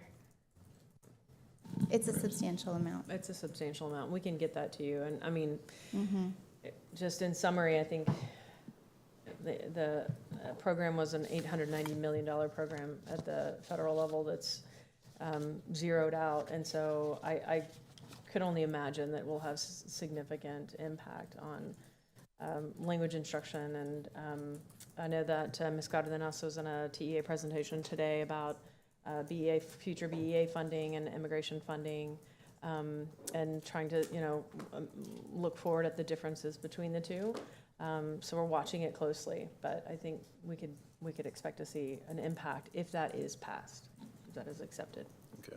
And just not to put the wrong number out there, but would I be correct in assuming it's somewhere around $1.5 to $2 million? Yes. Okay. Yes. Closer to 2, Trustee Kaufman. Thank you.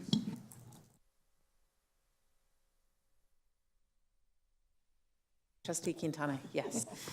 Thank you. I know you mentioned the steep drop-off in 10th and 11th grades. I was wondering if we could just extrapolate on that a little more and see how we can track that progress and how that will be reported back to the board.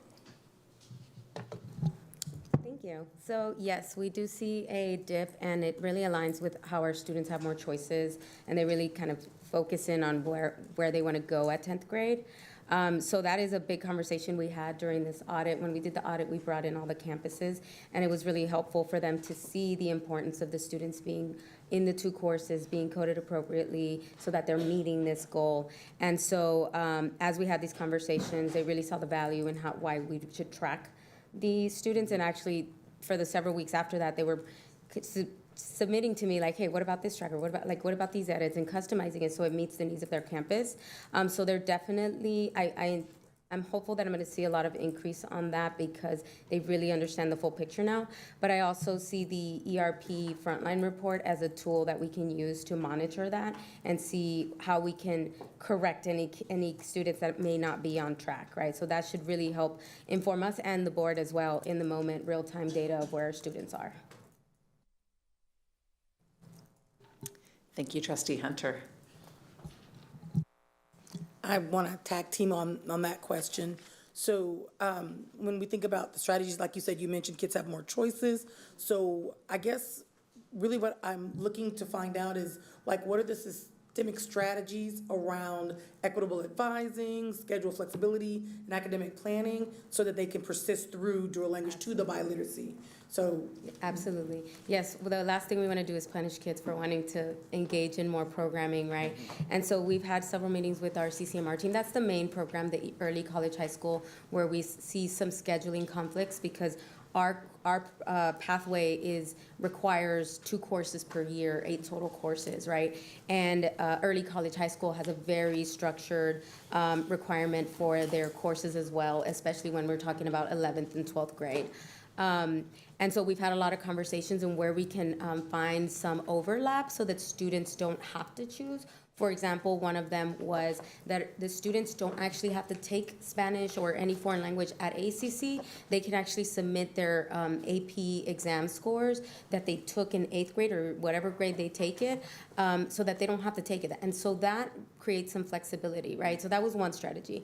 Another strategy is that we embedded AVID as a dual language course. AVID is required as a pathway for early college high school, right? And so we made that as an option, right? Like, okay, if we can't get you to take one of those traditional dual language courses, you could take the AVID dual language course, and that really helps meet both of the needs. And then there was one more, and I lost it. I'm sorry. There was one more thing that we did. It'll come back to me. no need. Those are really Later, at elegant 10 p.m. solutions. I like them quite a lot. That is really awesome. And then AVID is you're getting bigger bang for your buck. Yeah. So well done. I really think that is a really great way. I was really worried because, kids are like, well, now I want to do this. Yes. But freeing that up with the AP courses, that is, I really like that. Thank you very much. Thank you.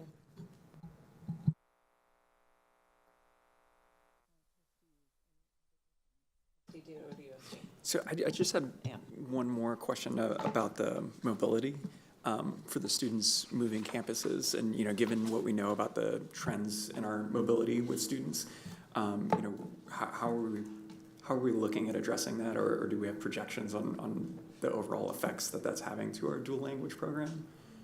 So we don't have like the data to help us kind of track where those kids have gone and come back.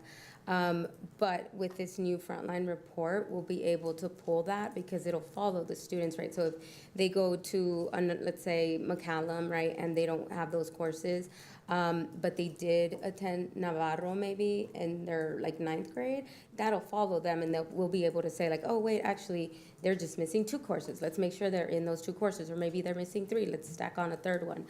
So I have high hopes for this frontline report because it makes it, it will give us historical data on the student. However, I will say that there comes a point where, because it's 8 courses and it's 2 per school year, if we're, kids are coming back at 11th or 12th grade, it's kind of hard for them to stack on that many dual language courses, especially when we're talking about dual language courses that are like core content, something they already took, and then asking them to take it again to get the seal of biliteracy. But that is why we have multiple recognitions, right? We have the global seal, and that is one that I want to look into. Now, how do we track students who have to get off the AISD seal of biliteracy and then jump into the global seal track, right? So that they're not missing out on the opportunity, and their work and their bilingualism is acknowledged one way or another. I just want to clarify, when you say the frontline report, are you referring to frontline, the student information system? Yes. And is that what you're using for master scheduling? Or why is it a frontline report? What does that mean? Yeah, so we're working with Frontline to create the reports. It's not there yet, but it's to be able to pull the transcripts, right? So when we are talking about students being on track, we're talking about, did they take the 2 courses, 9th grade, 10th grade, 11th grade, and 12th grade, right? So we're looking at transcript data and current schedule data. Thank you, Trustee Quintana. I'm looking at our live feed here, and there's a really good question here that I don't know the answer to, so I'd love to ask you. What the relationship between our special ed kids and them taking dual language classes, and what their resources are, and is that something that we also see affected in 10th and 11th grade if they have to choose between, and do they have to choose between? So I don't know the question, that second part of your question about if their SPED programming is impacting their choices. Is that kind of what you're asking? I'm not clear on that piece. I do know that a lot of the conversations that we have with counselors is that students want to engage with the DL classes. They want to take them. They want to continue their language development, but they don't necessarily want to get the seal of biliteracy. They don't want to go all the way through. They don't want to take the ALCA class. I still have to do more, research and data to really understand what is really the reason there. Is it because they don't like, so the ALCA class is a course where they're doing an oral presentation, and that, a lot of kids don't like to do that. And so I know that that's one factor, but that's just based off conversations. So this is definitely, this data, this scorecard work has really brought that to light, and I really want to dig into that some more. And my guess would be that it's not impacting them, but we can definitely look into that and partner with Dr. Cherry Lee and delve into that a little bit deeper and see if we can find a more clear answer about that for you. I'll do that as just a board update. Yep. Great. Trustees, additional questions? Trustee Willie-Chu? Yes. When I'm looking at this data and compared to our 2023 STAR data that came out, I noticed that some of our outliers with being on track with language of instruction criteria were also outliers in their bands for higher accountability labels. And I was wondering if y'all see a reason for those connections, if y'all are also seeing data of these, if y'all see these data related to other student achievement data. Yeah, so there's a pretty good correlation between language proficiency data and STAR data. So partner language, CELPAS, and STAR, when you see one of those things begin to rise and get more proficient, it also is correlated to better STAR scores. Okay, so yeah, I thought that was interesting. And do you see any of this, do you see any other data correlations that maybe aren't apparent from this report? Any positive or negative correlations in terms of student achievement or in resources that some campuses have or don't have, or is that something to further explore? Yeah, I don't think we've analyzed the data with other possible correlations. I think that we could certainly do that. I know sometimes when we talk about outliers and that we also provide some information on, campuses and some demographics and what the other things are that are existent at those campuses to try to make some correlations. We haven't done that with this particular data, but it would be interesting to see. We know there's definitely a correlation with STAR performance, and that will relate to, things like MAP as well. But we could look for some other possible correlations and provide that in an update. Thank you. And then I just sent in a tracker question about, because y'all mentioned some of these campuses and the different certifications, and also number of years of experience that y'all saw as a correlation. So I, asked for that data, and I'm sure as y'all are analyzing it, please let us know how the board can help support allocating resources. I know it's hard with limited resources, but how can we support providing those resources where the needs are highest? Right. Thank you. Thank you, trustees. Additional questions? Trustee I have one Singh? more. The more I look at this, the more cool data I see. So and that is just one thing I didn't catch earlier. On the very last page, 21, I thought it was interesting that Chinese seem to have the highest percentage of students meeting level 1. So I guess I just want to double check the interpretation of this table is, students who were in Chinese dual language tended to do better on the STAMP test than students who were in the Spanish or Vietnamese program. Is that correct? Okay. And there was a pretty big difference. With Vietnamese was 34.2% versus Spanish 77 and Chinese 86.4. And so I was curious to know kind of like what we might attribute this difference to. So part of that with the Vietnamese, it was their first year to take it.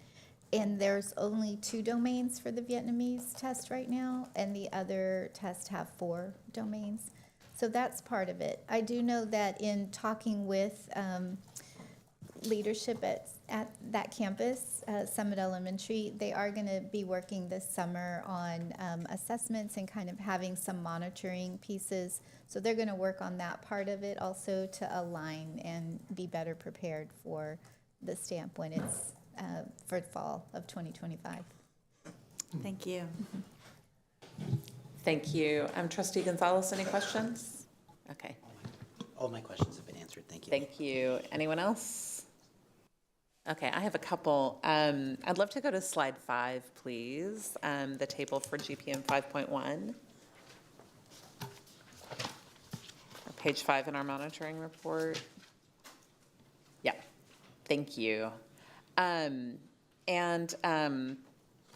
you. You did a really, it was very helpful to hear the explanation of the changes in timing from 23 to 24 to 24, 25, the new Vietnamese tests, to see the data that look, it's why are we going backwards? And thank you for really helping to explain that. And I think it makes it hard to kind of say, are we on target or not? I'd really appreciate your thoughts about what we're seeing and whether, I know we have a window when we can alter our scorecard under Lone Star governance, and really want to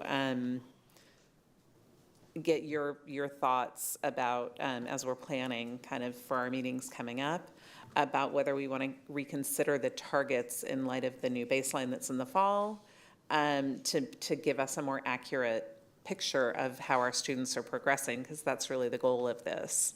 And I would really love your thoughts on what we're seeing and what your recommendations would be for the administration to bring to us. Right, so as we mentioned, as I mentioned, the trends are still the same in the student populations, but the percentages are just a little bit different. And sometimes when you're working with smaller percentages, it makes a difference when you set those targets, right? So when the initial sort of data that we're looking at, that we need a little more time to make sure is correct and run through the process again, could be a difference anywhere between just a little, like less than a percentage point to 3 or 4%, which when you're making decisions for like district-wide decisions for students and programming, you just want to get that right.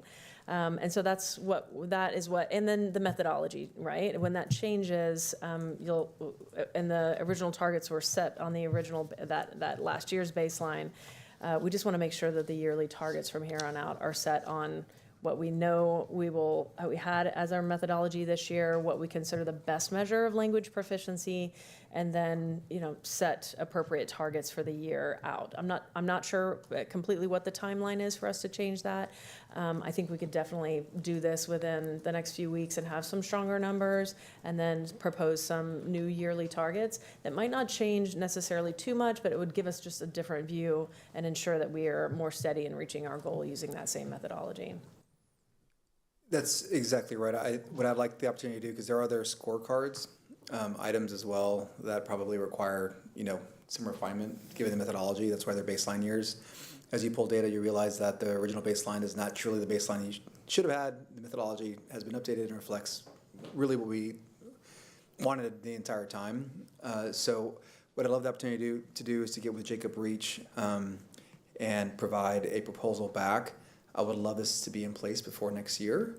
I think we have everything we need to propose something, but maybe we can bring it back before June. I just want to make sure I touch base with Jacob Reach and see kind of what requirements within LSG we have to adhere to make sure we're not in conflict with anything. But yes, we definitely want to bring this one back for an update. Okay, thank you. And I can talk with our coach about kind of when that needs to happen and all of that. Well, don't worry about that, but just, yeah, thank you for kind of working to continue refining this to make sure we're giving the most accurate picture we can, and really having that conversation about progress. So thank you for all of this. I do also on that slide really want to pull out those two bright spots, even with the earlier testing, even with the other situation for our African American and Black students and our students of 2 or more races.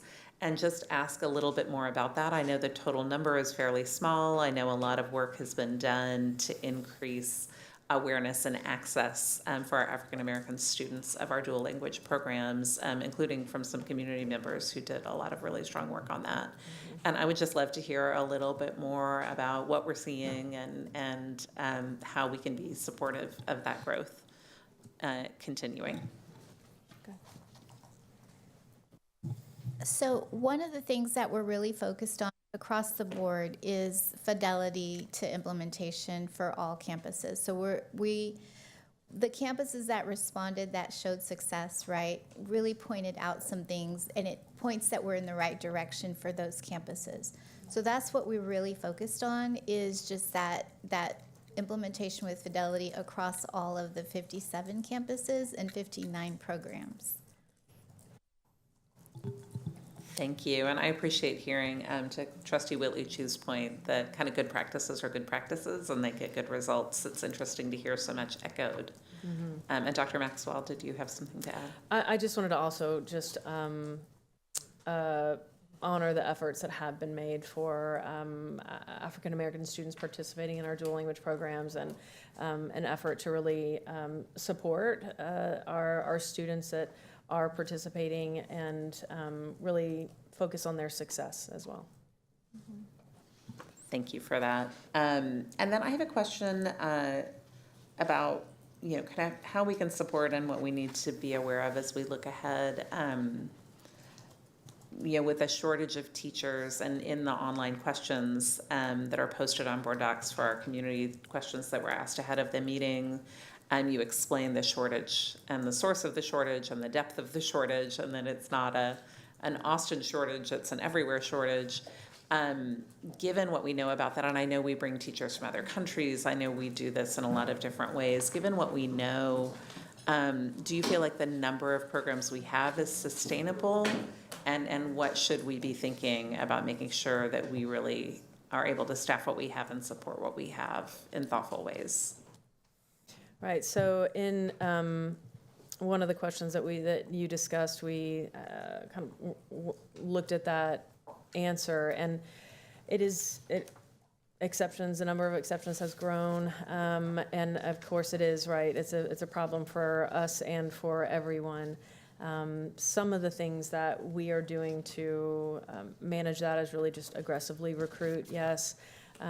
Also mentioning to our in-house certification programs that we're growing, that if we do have to file an exception, it's a very short period of time. I'll give kudos to Ms. Cardenas this year as well, who has a very tight per campus process for looking at the number of exceptions and ESL waivers that were on that campus last year. Any that might be more requested for this year. We definitely want to bring highly qualified teachers into our classrooms, but we also have to pay attention to the number of exceptions and waivers that we have. And so it's a tight process for those approvals, and then seeing how we can get teachers into our ESL academies, teachers into our bilingual certification academies, so that we're at least addressing it as soon as we know that it's there, and we're able to do that in-house, or we're about to launch that, to be able to do that in-house. So that's some of the work that we're doing towards that. It's definitely true that the larger number of campuses that you have that offer dual language programming, and this is really true for any programming, it gets difficult to offer everything everywhere because it gets difficult to find the teachers that can do that. By law, of course, our primary obligation is to serve emergent bilingual students in the program. And so we definitely have to look at maintaining those programs and staffing them as robustly as possible. And then we are looking across the district, just like many other programs and what we have going on, at what we can sustain in the near future, and having conversations about a good process for looking at campuses that offer the dual language program and that we would consider sustainable. And I would like to add as well that this is something that we had initially started a conversation with talent strategy on, because in a previous district that I worked in, we were able to partner with talent strategy to cut down on some of the exceptions. So that's a conversation that we definitely need to revisit and partner with talent strategy. Thank you. Trustees, any additional questions? All right. Thank you all so much for this presentation, the information. It's really informative. I feel like we learned a lot. So thank you all for the work you're doing and for sharing this with us and our public today. And thank you to my colleagues for this productive conversation and your good questions, both online and during our monitoring session.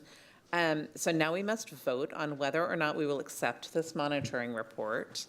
And as a point of clarity, we're voting to accept this report as a formal acknowledgement that we had a satisfactory conversation with the superintendent and have a deeper understanding about how the current reality for students lines up with our vision for them.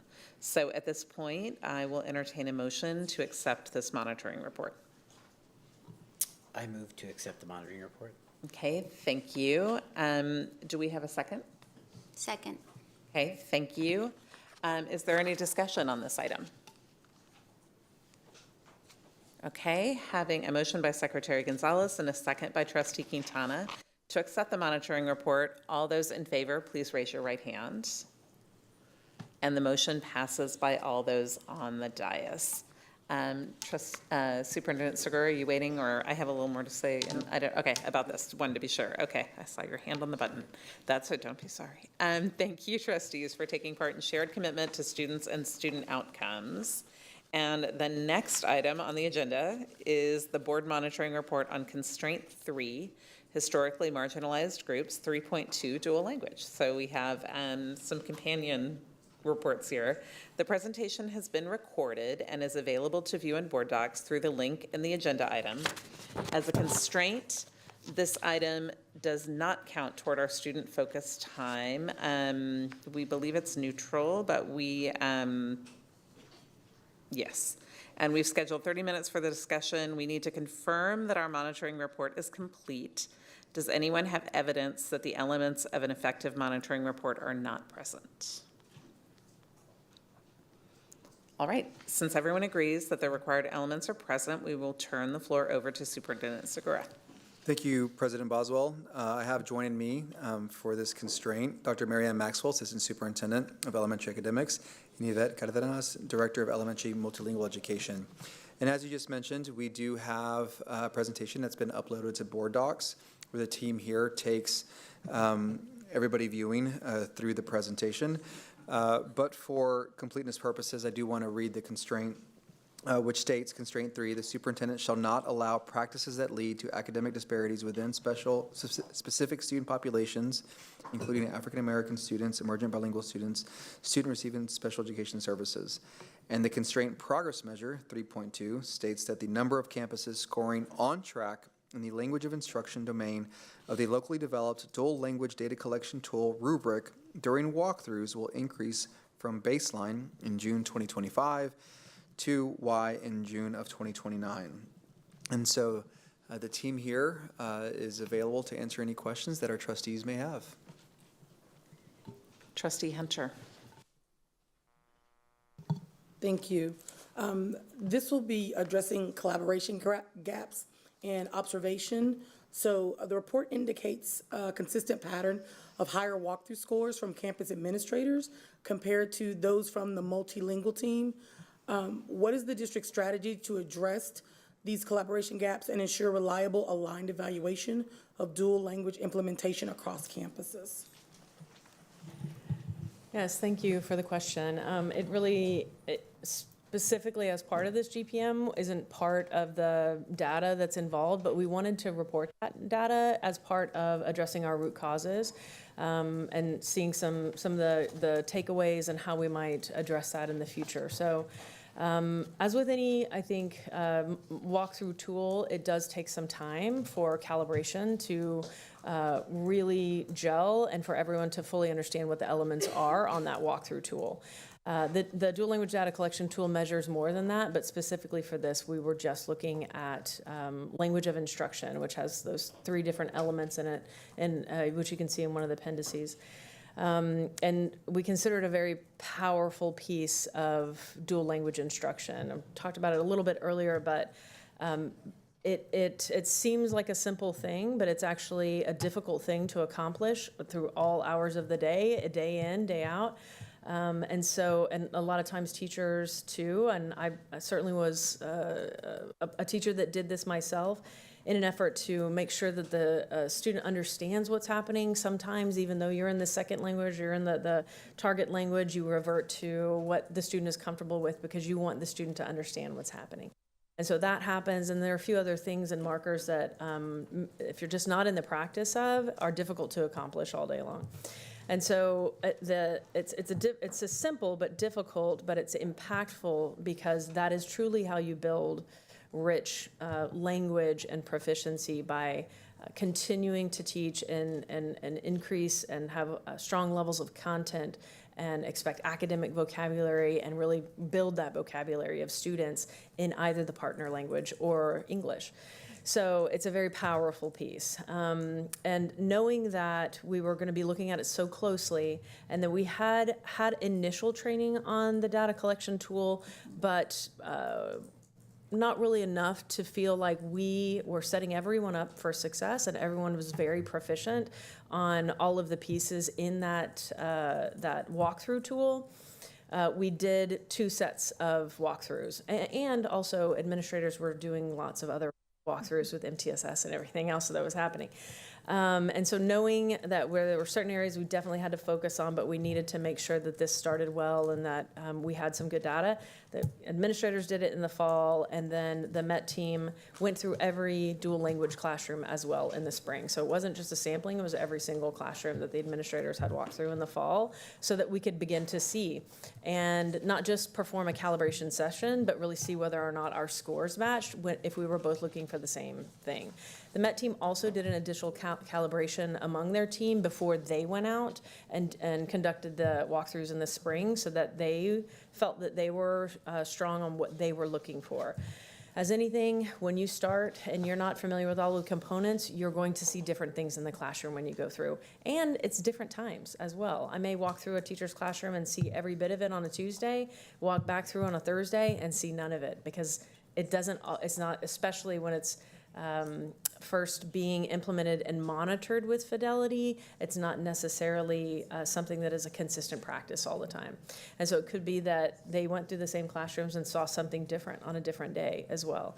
It's kind of really why we wanted to have 2 sets of eyes on it for sure, and part of our methodology moving forward is to continue to have 2 sets of eyes on it in the spring, not necessarily all walkthroughs conducted by MET, but definitely a strong sampling of walkthroughs conducted by MET so that we can continue to make sure that we calibrate and we get stronger. One of the things we also mentioned, we had the early learning walkthrough constraint progress measure as well. And we had particularly high scores in early learning and had some suspicion that as we continued to develop our learning of what the early learning classroom would look like and really understanding of that, those might actually even drop. And so we might see that here too. We might see administrator scores drop a little as we calibrate more with the long-term goal of increasing them. Thank you, and I don't mean to cut you off, but I don't want to use up all the time, since we have a very limited time, we only have 30 minutes. Some other, my colleagues may have some questions, so I just want to make sure, you did answer my question. And I have another piece, but I did want to say, like I said, we only have 30 minutes of time counting against us, so I want to make sure that we can get somebody else's questions, and thank you very much. Thank you. Trustees, any additional questions? Trustee Singh. Did you, I don't think this is, I'm not sure if this is in here, I don't see it, but did you see a difference in the level of implementation between campuses that were doing self-contained dual language versus the ones where you had different teachers coming in and out or moving the kids? That is a great question, and so I'm going to write that down so we can look at that. So we are very aware of the classrooms that we walked into that are self-contained and that have partner teachers, but looking at it through that lens is what we'll do. Okay, thank you. Thank you. Thank you.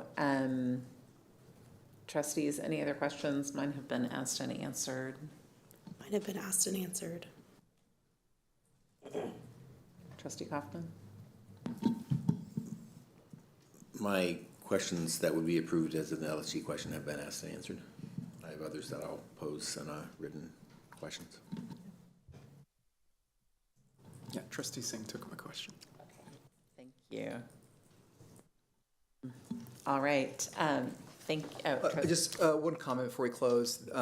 This is one of those constrained progress measures that we will also want to come back with and provide a baseline, because the baseline that's currently written is an average of the spring observation and the fall observation, one conducted by the multilingual education department and the other conducted by the administrators. And so the baseline should be an actual of where we are, which is going to tend to be, I think, lower than this number, which will reflect what's probably in the spring.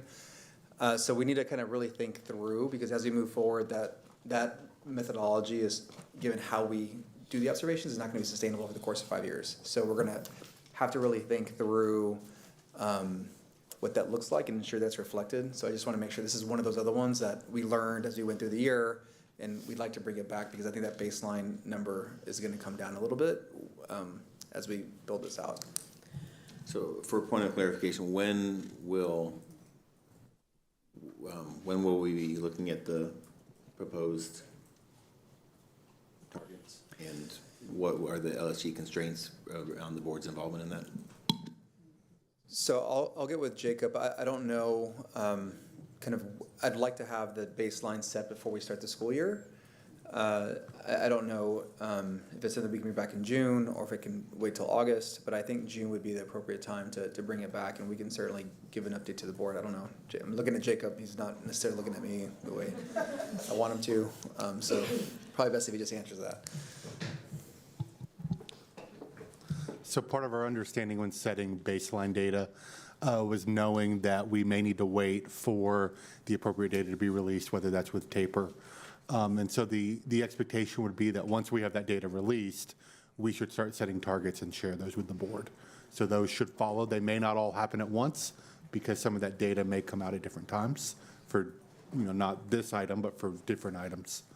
But our plan would be that as soon as we are able to make targets off of this year's data, we will do so and bring to the board. So when will it be appropriate for us to give our input regarding those? Do we have to wait for the proposed targets and then provide feedback?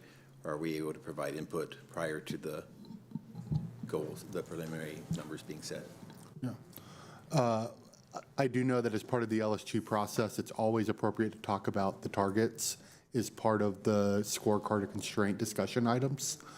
But recognizing that we may not be ready to talk about that immediately right now, sending through our Let's Talk would also be great for providing feedback on that. And we can also provide updates on final data in our, it is board update, in our board update. But we could take that now. I'm ready now. Yeah, okay. So that sends it all. Okay. All right, so I would just want to pose that given the importance that you stated in this report about the fundamental nature of language instruction for program implementation, And given that this particular constraint was, this measure was formed on one element out of 7 that are fundamental, that are important for the implementation, I would like to really see high, ambitious target numbers for this in the very short term, so that we can see this pillar of dual language instruction be targeted and raised in a hurry up into the 90% range, I would say, and then maintain that with all the turnover and the new teachers, et cetera, over time. So I would really like to see one that, and given that this is 15 years into the program and we're working on the very core basic component of it, and given that the on target is set as, is defined right now as 50% of classrooms meeting this.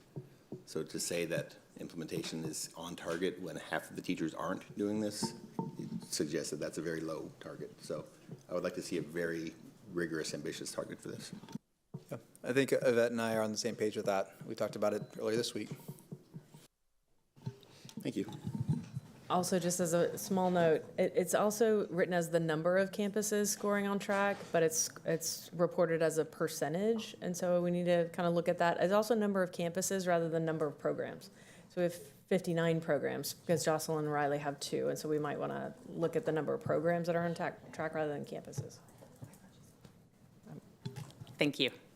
And I really appreciate, as Trustee Kaufman said, we did a lot of community engagement before we adopted this scorecard, and there were some specific things that our community told us were important that required some novel work, and really appreciate the opportunity to work with our Lone Star governance coach, who worked really hard with us to help kind of fit them in a way that works. And I know it's taken a lot of creativity on the staff's part in that root cause analysis, kind of figuring out how to get to that with data that makes sense to track with our community. So thank you for that. And I've already texted our coach, and I'm looking at the board self-evaluation, but haven't been able to find it yet on exactly what those guidelines are. And I know Dr. Reach and our coach will guide us well through that. So thank you for that. Any additional questions? All right. Thank you, everyone, for this productive conversation. It is, again, time to vote, and thank you for all the information. Now it's time to vote on whether or not we will accept this monitoring report. And as a point of clarity, we're voting to accept this report as a formal acknowledgement that we had a satisfactory conversation with the superintendent and have a deeper understanding about how the current reality for students lines up with our vision for them. And at this point, I will entertain a motion for accepting this monitoring report. I move that we accept this monitoring report. Thank you. Is there a second? Second.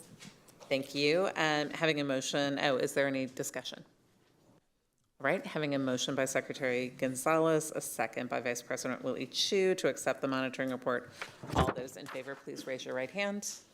And the motion passes by all those on the dais. Thank you so much. And thank you to the trustees for taking part in our shared commitment to our students and outcomes. And now we will move to our information reports and updates.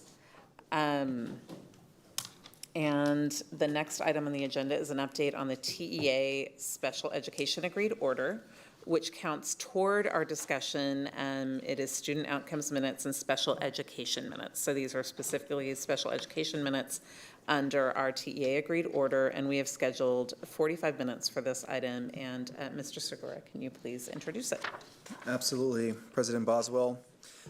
Thank you. Tonight I have joining me Dr. Cherry Lee, Interim Assistant Superintendent for Special Education, and Dr. Jacob Reach, Chief Officer of Government Relations and Board Services, to present the TEA Special Education Order Update. Good evening, Superintendent Segura, President Boswell, and Board of Trustees.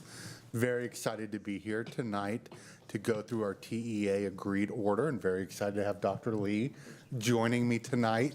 We're going to split up tonight's presentation a little bit, but we want to take some time to go back through our agreed order and talk where we're at now that we're getting towards the end of the year. So as you know, in March of 23, TEA issued a report stating its intent to assign a team of conservators to oversee special education in Austin ISD. The district then submitted and was later granted a request for informal review. In our request, we did ask TEA to reconsider the conservatorship in light of new information about what we had accomplished since that final report was issued. In August of 23, the Texas Education Agency provided an alternative plan for Austin ISD to consider in place of a conservatorship over special education.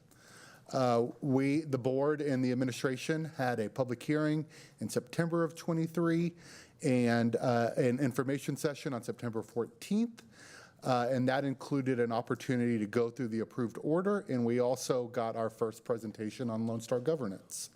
And then on September 25th, 2023, Austin ISD received the final negotiated proposal, which is what we refer to as the TEA agreed order. And the board did approve that on September 26, 2023. As part of that agreed order, we have also committed to providing regularly scheduled updates to the board and the community over the agreed order.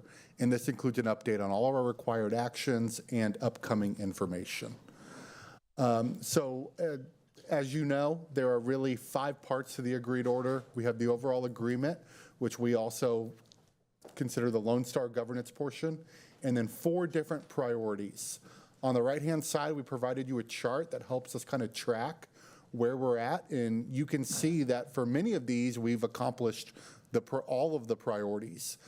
Some of these have continuation, so even though all of priority 4 is complete, we continue to do the parent engagement, continue to do the CFAC meetings, and we'll go over that in a minute. Why we have completed the basic requirements under priority 3, we've shared with the board previously that there is some more work to do with that. I do want to briefly highlight priority 2 because we have some big updates coming on priority 2. So we shared earlier in the year that Austin ISD had actually completed training amazingly through our school staff and our academic staff and our SPED staff, training all teachers on tier training, which is tiered interventions using evidence-based research.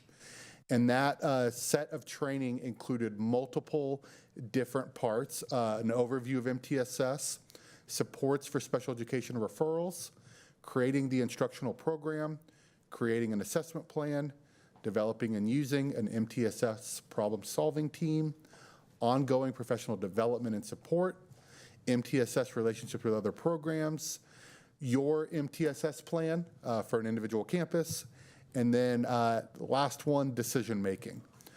So we're excited to say that by the end of this month, we will ensure that any staff who are new to the district this year will have completed all of those trainings as well.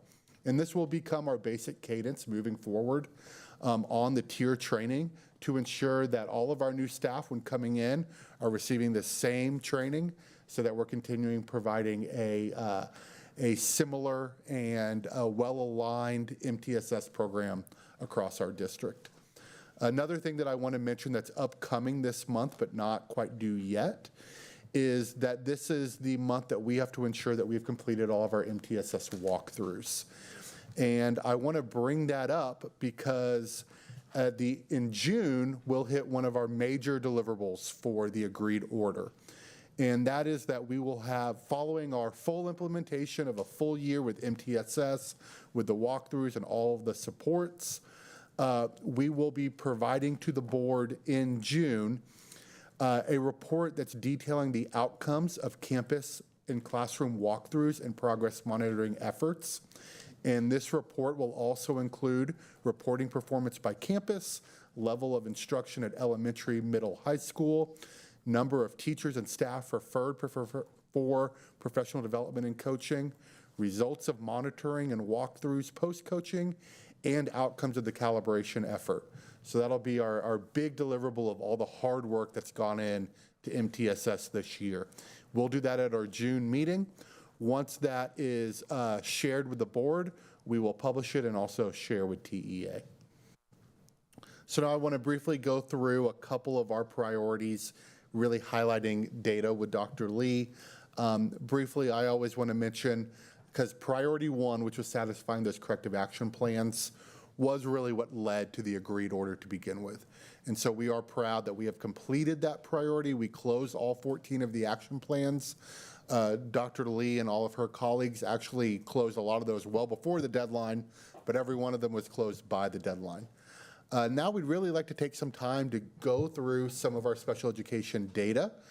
This is a report that our trustees are familiar with, but we want to make sure that we are taking an opportunity to discuss the data in a public meeting as well. Thank you. Good evening. So per priority 3 of the TEA agreed order, we've established systems to facilitate reporting on the district's progress in meeting federal and state special education requirements for evaluation specifically. And our team submits detailed monthly reports of this data to TEA and to the school board, which you receive, and the report is also closely monitored by our TEA monitors.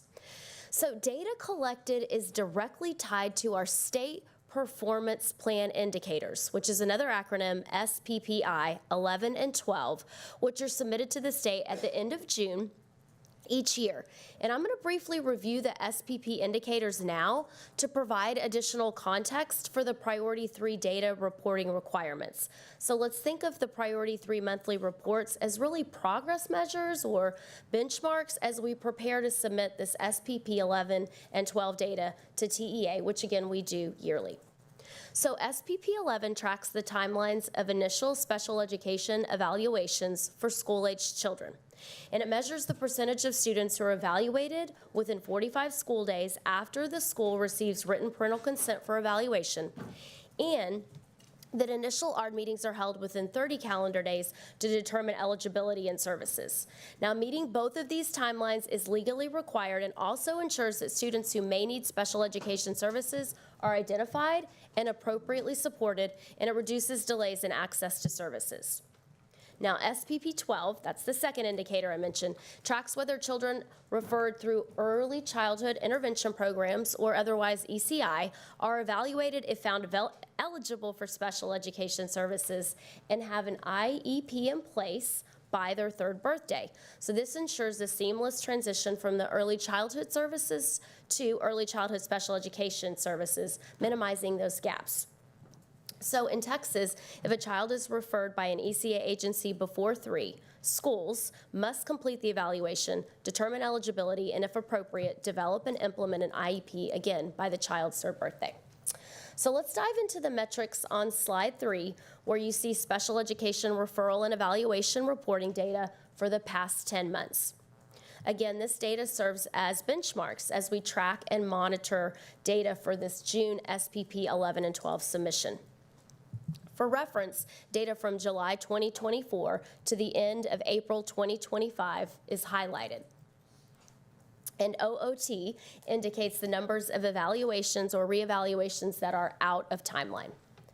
So shown on rows 2, 3, and 4 are the cumulative number of pending evaluations and pending reevaluations. At the end of April, we had 1,056 pending initial evaluations, with 0 of those being out of timeline since February, and another 835 pending reevaluations, with 42 of those being out of timeline. At the end of April, our total pending evaluations count is 1,891, with 42 of those being reevaluations that were out of timeline. Let's move to rows 5, 6, and 7 to review the number of new initial referrals and reevaluations with and without parent consent per month. And again, we don't evaluate until we do receive that parent consent. We received 323 requests for new initial evaluations in April, which is an increase from the 277 initial evaluations the prior month. And we received 337 requests for new reevaluations, which is a decrease from 353 reevaluations the prior month. Comprehensively, for the total inflow for the month of April, as identified by the last cell in the table, we've had 660 new evaluations, which includes both initial and reevaluations. On slide 5, please review the number of pending initial ARDs that have missed their 30-day timeline in row 2, the number of pending initial ARDs that are within their 30-day calendar timeline in row 3, and the number of annual ARDs that have missed their 1-year timeline in row 4. In March and April, we've had 0 out-of-timeline initial ARD meetings. The second row shows the upcoming initial ARD meetings that are upcoming by month. And campus leaders and case managers track upcoming meetings, and they plan and schedule the meetings accordingly. At the end of April, we had 136 past due annual ARD meetings, as shown in the last cell in the table, which is significantly decreasing from February and March, as our district has provided focused outreach and follow-up to campus principals and case managers. Keep in mind that this data is dynamic from day to day because campuses submit referral requests daily, evaluators gain consent daily, and evaluations and initial ARDs are completed and finalized daily.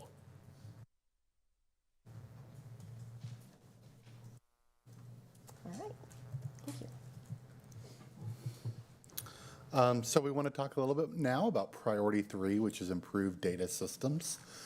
We have been doing our monthly submissions to TEA. Our reporting began back on October 1st, 2024. As you know, and as we've shared with the board, as part of our conversation with TEA and working with our staff and our campuses, we did determine that our best steps to ensure that we're meeting the requirements under improved data systems, and more importantly, meeting the needs of our students and our teachers, we are transitioning to a new SPED data system that we will start for the 25-26 school year. So a lot of these steps are really aligned with improving our data systems. So simultaneous efforts to ensure a smooth transition are underway, which include detailed professional development plan to ensure our district and campus teams receive comprehensive training to support use of the system. Our district level staff have attended in-person training sessions this week on Monday through Wednesday and are now attending virtual sessions to complete a deep dive on the training materials, so we are well prepared to roll out the training. In early June, our team rolls out training to special education case managers and SLPs who are supporting summer IEP writing and ARD meetings. School psychologists and diagnosticians will also be trained. In July, our campus leadership teams will receive training at Leadership Institute, and special education teachers will receive in-person training on August 12th and 13th at the start of the 25-26 school year. The PL plan goes beyond the training and also includes a plan for ongoing follow-up and coaching, virtual and real-time support, and a focus on tying the development of high-quality IEPs to the use of our digital management system. The AASD IT team and special education departments are partnering to develop the standard operating procedures, validate the data as the first round of data has now been imported into our frontline service plan management system, and monitor all aspects of implementation. Through lessons learned on some of our previous technology transitions, the team is going to be conducting 5 different loads of data transmission and then take time between each to ensure that data quality and integrity. So I kind of mentioned this to Dr. Lee earlier, and she took part in the training earlier this week. So if she's willing to give just a very high-level overview of what went on in the training this week. Yeah, absolutely. So our in-person training was held daily on Monday, Tuesday, and Wednesday here at HQ on the second floor. And we had all members of our special education staff that are going to be trainers. So basically, we received that initial training to be able to roll out the training successfully. It was kind of the we do part of the training. We had initially attended a virtual session with our frontline service plan trainers, and so they provided that I do part of the training where we observed what the system is going to look like. We were able to get in and start practicing using the system, and then this was actually, the last 3 days has been that in-person training, the we do part of the training, where we started practicing using the system with guidance from our frontline training partners. And then the next 2 days, we're going to have virtual training to look at all of the resources we'll be using to support teachers and with the system as well. So we want to feel very prepared at the district level to roll out this training for all of our staff, and that's what this week has been all about. All right, so I will provide an update on Priority 4, which requires Austin ISD to establish a parent and family advisory group, and we call that our Special Education Family Advisory Committee, or CFAC. And so we held 6 CFAC meetings this school year, and our last CFAC meeting was last week on April 28th, and members provided specific feedback on a transition and advancement family guidance document to support families with resources when their children matriculate from early childhood services to elementary, and then from elementary to middle, and then from middle to high school. And the guidance document itself was generated from recommendations made by several parent members of the group. And the district leaders went ahead and created that document. We provided that document back to CFAC members, and they gave extensive feedback on the document. It's under final revisions, and it will be shared with families this next school year. So CFAC also reviewed district email communication that will go out to families at the launch of the 25-26 school year. And again, we had CFAC members that said we appreciated the letter that case managers sent to our families this year at the beginning of the year to introduce themselves. That was a great step, and that was also a recommendation from CFAC, but they also said we want to see a letter coming from the district as well. And so we drafted a letter for our CFAC members to review, and they gave us additional recommendations as to what should be in that district communication. And that did include case management and support information for families, information on how families will receive progress reports. It will also include information on how parents will access the parent portal, which is will be in Frontline. That's our digital management system. And how will parents access their children's documents and sign consent and provide consent for documents. It'll also provide information on our family engagement opportunities throughout the year. It'll provide information on our family newsletter, which I'll talk about shortly. Information and links to our district special education external website, and then information on how to contact our ombudsman. So again, this district distribution of this communication is not going to replace the beginning of the year communication that case managers are expected and required to provide to families, but it's going to supplement it. Additional CFAC input over the course of the year included recommendations for district-level dissemination of a special education newsletter via email. So special education is partnering with our communications team, and our spring newsletter was sent to families in April, and the summer newsletter will be distributed in the next coming weeks. Additional input from CFAC included recommendations for increased focus on transition services for students with disabilities, as well as inclusion. And the transition services for students with disabilities and the newly formed inclusion work groups are now underway. The inclusion work group will focus on a few key goals, which include reviewing and finalizing our guiding principles of inclusion and developing a finalized document to drive future work, creating practical toolkits for elementary and secondary campus teams, and then developing guidance for campuses to implement engaging events to raise awareness and promote understanding of disability awareness. Our inclusion work group is going to be comprised of 32 members. We had almost 50 persons apply for the group, and that first meeting is going to happen next Tuesday here at HQ. And the work group plans to meet approximately once every 6 to 8 weeks for roughly an hour to 2 hours per session, and Bailey Gates is leading that work. Dr. Frances Stetson is actually going to kick off our first meeting in person, and she'll be here next week to do that.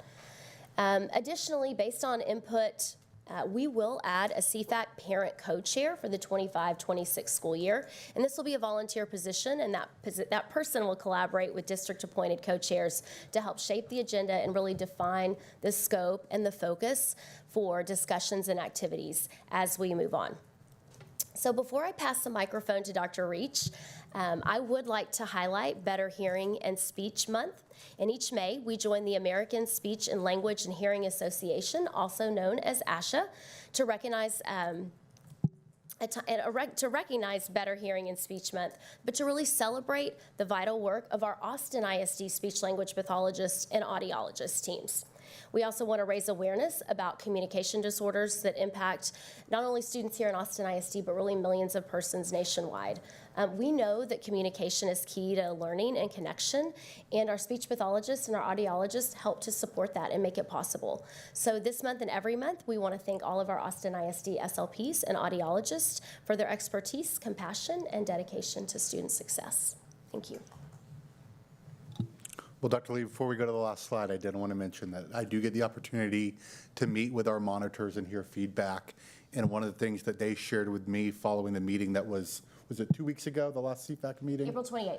April 28th. Yes. Is that they really witnessed a lot of genuine two-way dialogue during that meeting, and had heard from some of the CFAC members that they felt that this was really moving towards that meaningful, productive back and forth and getting parent input. And they just provided such good feedback on how CFAC is going. I know that at the start of CFAC, we were still trying to learn and figure out how it goes, but I think CFAC is going really well now, and I hope any trustees that are interested, our meetings are always open to the public. Absolutely, and we do take feedback as well. The meetings are open, and we've been in progress for about 1.5 years now. So members that are currently serving on CFAC have another semester. They'll reapply because current members can reapply to be a part of CFAC for the next 2-year term. They can reapply doing so, and information to them was provided at this last meeting, and it'll be provided again to them as well in the fall. But we're also accepting new members, so we encourage new members to apply as well through our external website. Thank you. Thank you. So our main agreement also includes a focus on ensuring that the district was creating the governance and administrative conditions necessary to achieve compliance. To do that, certain additional requirements were included that we've referred to as the Lone Star governance portion of the agreement. The portion required certain changes for board policies and procedures. Mostly, and I'm going to read this one out, that the board will engage in quarterly self-evaluations using the LSG Implementation Integrity Instrument. And the board must achieve a MEET focus score within 2 years of the board completing the LSG workshop in alignment with the LSG Implementation Integrity Instrument. And in order to maintain its MEET focus score on the LSG Implementation Integrity Instrument, the board will continue working with the LSG coach for 3 consecutive quarters after reaching MEET's focus. So I know that I read it a lot there, but I'll try to briefly summarize it, is that one of the requirements of the order was that the board do their quarterly self-evaluation. You completed your last one just 2 weeks ago.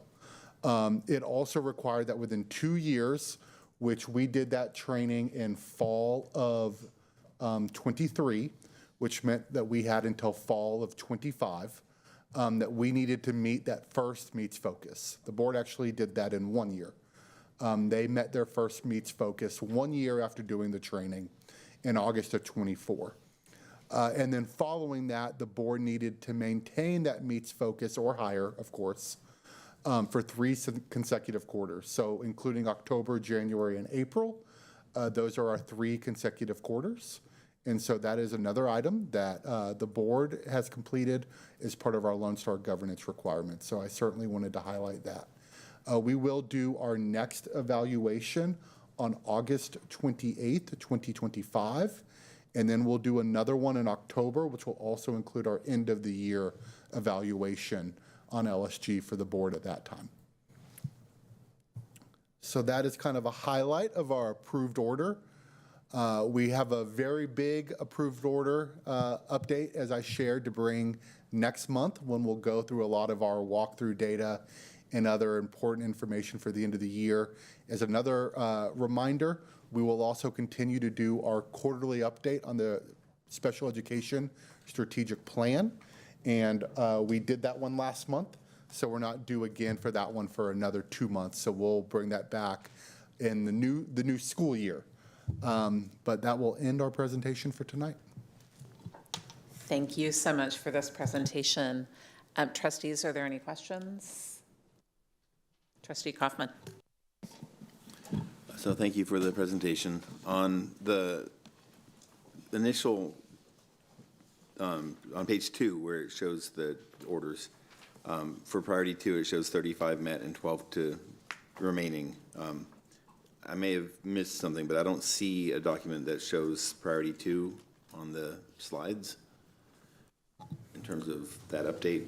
We didn't have anything new, we just had other things upcoming. Okay. And so I did not have a standalone slide, but that's where I mentioned the completion of the tiers training. So if we go back then to the other pieces, so I didn't hear on if you go back to the original order on page 19, number 9, on establishing a continuum of service models for providing free and appropriate public education to students with disabilities in the least restrictive environment, with the deliverable of the service map showing what's available within feeder patterns and on home campuses. Where does that stand, and what is the progress on that? Would you mind telling me the page? Page 19 and 20. There's number 9 on page 19, and the deliverable is the first bullet on page 20. Yeah, no, thank you. I do want to speak a little bit about that specific training that we rolled out. So for the continuum, we did provide that training on November 5th. Actually, the special education team rolled out that training to principals. It was provided in 2 ways. One, campus staff went through an asynchronous training and a flipped learning model. So they completed a flipped learning module online through our HCP platform. And then principals came together and rolled that out in an in-person session to really make it meaningful for their campus, to review the specific services that they provided on their campus, to build capacity around the continuum of services training. So again, it really was rolled out on November 5th specifically, but it did include like that flipped learning module. So we had folks going through an asynchronous module, and then principals leading participants or their staff members through an in-person training. We did require an attestation and plans from principals as well regarding that training, and that training was pre-approved by our monitors. For the actual map piece, though, on the deliverables, the action items, it says there'll be a continuum of services map. So I understand that there will be development. So number 9 is establish a continuum of service model. And then number 10 is provide that training. But the first bullet point says there'll be a continuum of services map. Right, and so when we're thinking of a map, I'm not really thinking necessarily of a map that shows locations per se, but really mapping all the services that are identified in our school district, right? So where would that, so like early child. So where would that be available for parents or for community members to see the What map of programs what are services offered? available? Yeah. Sure. So on our external district website, when you search by campus, it does identify specific programs and services that are provided on those campuses. And if parents have any questions, they can definitely contact their campus, or they can contact our department as well. And all that information has been provided to the monitors and TEA. And we'll submit all of that data. So when you're looking at those 12 additional deliverables, those are due May 30th to the agency. So we're currently reviewing all of those with the monitors now. Yeah. Trustee Kaufman, I think similar to how we do with some other programs, dual language quickly came to mind, where we say, here are the campuses that have, one way, here are the ones that have 2-way. I think that we can discuss how we can also make that a one page to show where these programs are. Yeah, I think that would be helpful. And the other thing is, we don't offer early childhood special education services at all of our elementary school campuses, right? That is not offered at all of them. We don't offer bilingual special education services at all campuses either, so that's another piece. I will say we have a full continuum of services across all of our middle and high schools, so all services and programs are offered at all of our middle schools and high schools. Some of our elementary schools have really low numbers, right, of students, and we're not able to provide the full continuum from, beginning with early childhood special education. Yeah. So as that action item is completed, will the results of that impact choices of what campuses people attend, or will it impact the assignment of students to campuses, or where they're going to be offered the services that their students need? And if so, will the May 31st completion of that provide adequate time for those, changes of assignment to happen, or for parents to make informed decisions? Absolutely. So if it is determined that a campus doesn't have the appropriate services that a student needs, that would be an ARD committee decision to determine placement at another campus that would be able to provide those services. So again, those decisions are going to be made in the confines of an ARD. But I do hear your question and your inquiry, and I also think that we could provide that and make that publicly available as well. Right. So really, what I'm hearing though is that those decisions, that information is already known in terms of, if a student needs services that are not available on one campus, that there is information provided so that the ARD committee can make a recommendation that they need those services or that they can be provided elsewhere, and that we're not waiting for May 31st for that process to happen. Absolutely not. And I do want to point out that speech language services, occupational therapy services, physical therapy services, adaptive PE, dyslexia services, those services are offered at every one of our Austin ISD campuses. So what is there, I guess I'm just trying to understand as a recovering principal from this district, how is that different from what we've done for 20 years? Like how is what TA is asking us to do on this in terms of developing a service map? How is that different from what we've been doing in terms of identifying what programs students need and where they can be offered? Right. So we have been, already doing this, like you said, you've served as a campus principal. It's a continuation of that. Part of the ask from TEA was to ensure that campus general education teachers, teaching assistants, and special education teachers have a really good understanding of what the continuum of services looks like, so that when they are participating in ARDS, they can provide meaningful participation because they understand what that term means. What does the continuation of services or the continuum of services means? What does least restrictive environment means? So part of this training ask was to ensure that all teachers and campus administrators understood what the service continuum looks like.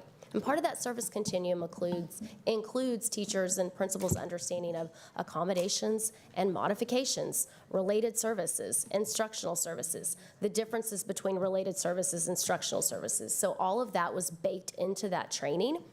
But the mapping piece isn't necessarily like creating a geographical map. I mean, we do have that, but it's also just continuing or considering the continuum of services. I also want to highlight transition services for students with disabilities in that continuum as well. And that's an area that our department has really been focusing on improving and increasing as well.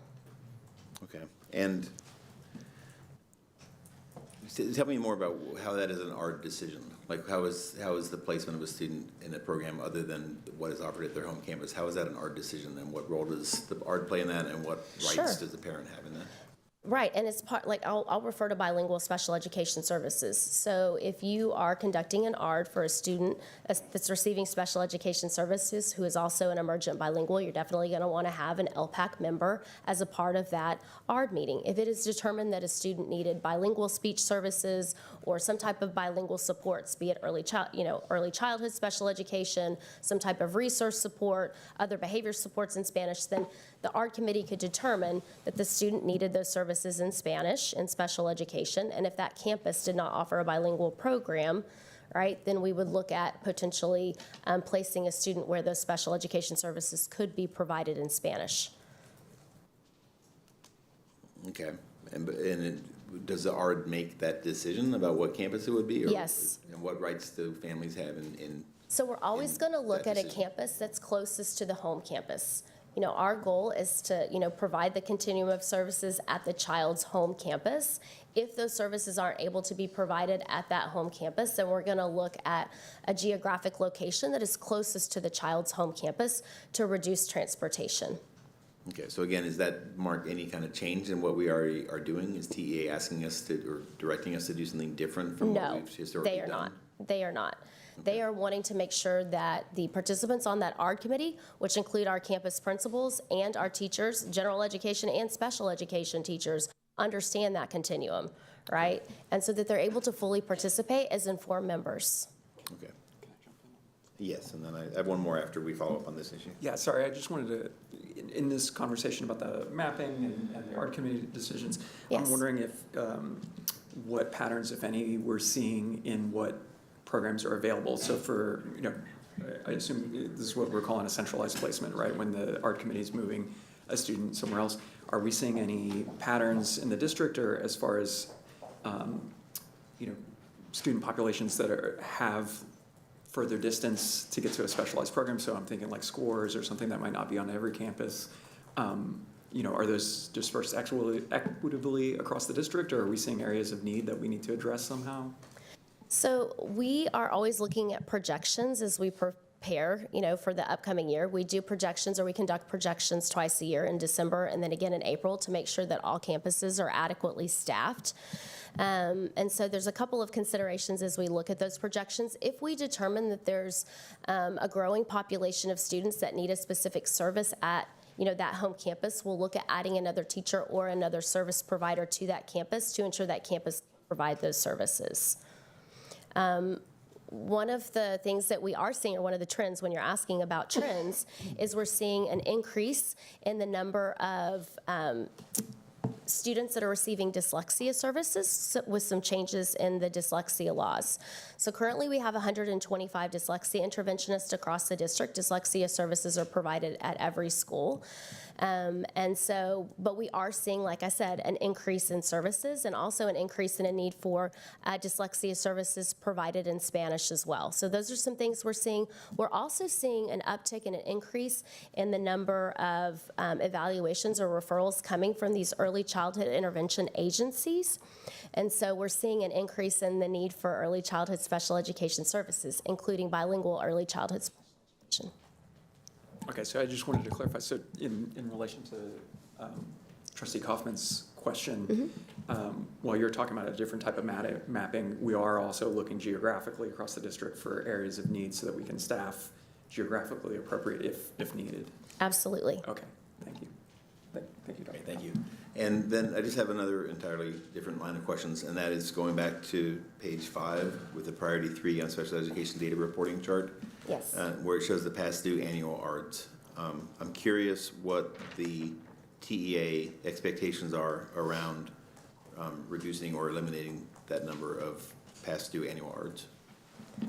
Okay, so you're talking about Where it shows that row at the 4. end of April 25, we have 136 past due annual ARDS. Is there an expectation that we need to meet from TEA in terms of the number of past due annual ARDS? So that's not actually one of our SPP data sets that we do report to TEA. However, that is closely monitored by not only our district, but also our TEA monitors. So that is something that's very closely monitored as well. So yes, we're monitoring that as well as our monitors. And is there an expectation around past due initial ARDS? Like our initial ARDS, is that part of our? That is part of the SPP data submission, and that is something that TEA is directly tracking and is provided on this data set as well. Okay, so the past due reflects some degree of resource allocation to ensure that we're meeting the 0 target for past due initial? Yes, that's correct. And we currently. So is there a timeline or a strategy for how and when we can get that reduced to 0 for past due? Absolutely, because that is part of our SPP 11. There's 11A and 11B. So when we're looking at those annual ARDS, initial ARDS held within that timeline, that is part of that SPP data set, and that's part of this benchmark, which is this priority 3 data set. So we do have we have an internal dashboard that we use that's been really helpful, and we created that about 2 years ago, and all campus department chairs and principals and assistant principals have access to this, and it's provided a really clear way for not only the campus but the district and executive directors to track this data. Now, with the transition to our new frontline service plan management digital management system, we no longer are going to have to rely on this external dashboard. This data and these metrics are going to come directly from this new frontline plan. The current platform that we're using did not have the capability to offer that dashboard for like a quick look. So campus principals can basically pull up the dashboard and track all of their campus level data. Yeah, so we're excited about this shift, and we're also looking forward to being able to pull some of those initial reports so that we can ensure this new dashboard that we'll be using through Frontline Service Plan Management is going to be accurate and easy to use as well. That's an important component because we'll be having to train our case managers, department chairs, and our principals on how to utilize that. Do we anticipate then being able to bring that number down to what by when? So you're looking at the 136 past due annual ARDS at the end of April 25. Right, so you're at, so the expectation. What is the timeline for being able to bring that down, and what is our target for that? Is our target to get to 0, or is our target, is there a different number, and then kind of what is the expected timeline? Well, right now, we have an internal department goal, right, that we will have absolutely no annual ARDS out of timeline. But as you see, there's 136 there. That is a significant decrease from where we were back in, February. And again, that's concerted monitoring efforts from our department and our campus support It's also similar to where coordinators. we were in July of '24. So I'm wondering, are we anticipating there's going to be another, like it goes up during the course of the year and then comes back down? Or are we, I'm just kind of trying to understand like the trend for that and what we can expect to see in terms of eliminating that number. Like we see on this data, it's going from 155, then all the way up to 269 and 308, and then back down to 136. Is that kind of what we would expect to see over the course of the year next year? Or do we expect to see that it's going to be coming down because our systems are improving and our resources are being? Well, definitely our goal is that all annual ARD meetings are held on time. That's the goal, and that's the expectation from our district, as well as, that campus leaders need to be closely tracking that and ensuring that their case managers, are monitoring those timelines. To your point, part of this frontline training rollout, we are going to be supporting case managers with, really looking at year at a glance, right, month at a glance for planning those annual ARDs. I don't want to take any more of your time. I really just trying to get at that target. Like, what are we anticipating for the numbers? Do you have an idea on that, Matthias? I mean, our goal is that we have 0 out of timeline. I share the goal, but I don't have. So we have to go back to the scorecard because this is one we've been tracking for quite some time. We have a trend line that's been going down since I think March of 2023, and so we track it by quarter. That's the way we originally proposed it to TEA. We are sharing it monthly. So I can pull it up very quickly and show you exactly where we expect to be and what we're supposed to be by December 2025, which is. We can follow up. Thank you. Thank you. Trustees, any other questions? Trustee DeRogatis? So, yeah, if I could piggyback on Trustee Kaufman just a little bit more. So with those trends, what, if any, patterns are we seeing for, what might be delaying annual ARDs? Or, is there a differentiation in kind of the grade levels? Like, is this happening more at high school, middle school, elementary? Yeah, when we're, and we do track actually by cohort. So we look at elementary, we look at middle, we look at high school. Typically, the majority of our out of timeline past annual ARDs is happening at high school. And, some of the, some of the challenges could be, working with parents and having parents, be able to attend the ARDs on time. So it's really helping our case managers ensure that they're communicating with families early enough and, making sure that they're, offering opportunities for families to come when they're able to attend. But again, the majority of our non-compliance with these annual ARDs is at our secondary levels. Okay, that's interesting. Is it similar with the re-evals, or I know those tend to happen, I think, more often with as students are maturing at the earlier grades. Are we seeing similar or different patterns for out of compliance re-evals or for overtime re-evals? For overtime re-evals or annual ARDs? Because the first metric you were talking about was for annual ARDs. Right, and so you're saying that that's more often at high school, and so now I'm asking for the re-evaluations. Is it a similar pattern, or is it a different pattern that we're seeing? For out of timeline for re-evaluations, yes, because typically students are getting evaluated initially in elementary school. Their first reevaluation, if students are evaluated for special education services, in early elementary, then that first reevaluation or 3-year triennial would be happening in elementary. But yes, I would say that the majority of those would be secondary, middle school, and high school as well. Okay, for the out of time level. Yes. Okay, and then given the pattern that Trustee Kaufman was pointing out here, can you speak more to any of the interventions that you all have been focusing on that has brought that number down more recently? For the initial? Yeah, sorry, for the annual? I would say across the board, Okay. because there seem to be some similar patterns on some of these. Yeah. So for this past 2 annual ARDs, we have compliance coordinators. We have 3 compliance coordinators at the special education district level, and then we have 10 campus support coordinators. So between that group of 13 persons, they do provide in-person and virtual and email support. So again, we're working with campus principals to make sure that annual ARDs are being held. We're working with our case managers. We provide email follow-ups. We provide monthly reports, weekly reports, and then when annual ARDs are out of compliance, we're providing daily follow-up to get these completed, and working with campuses to support if there's any kind of support that they need, right? And helping to figure out how we can get these held on time. And, sorry, one second, let me see which slide here. For the intensive trainings that you all are planning on, August 12th through 14th, can you speak a little bit more as far as what you're covering in there? Because I know some of the things that we're targeting are very specific around annuals and evaluations, but the ARD process is obviously a lot more than that, and the SPED process is more than that. Can you speak more what we're targeting for those trainings and maybe how you pick those? On August 12th and 13th? Yeah. Right, so August 12th, we're going to have all of our elementary school case managers and dyslexia interventionists attending in-person training around the district. August 13th will be for our secondary case managers, and that's when we're actually going to be providing training on this digital management system transition. So it'll be frontline service plan management.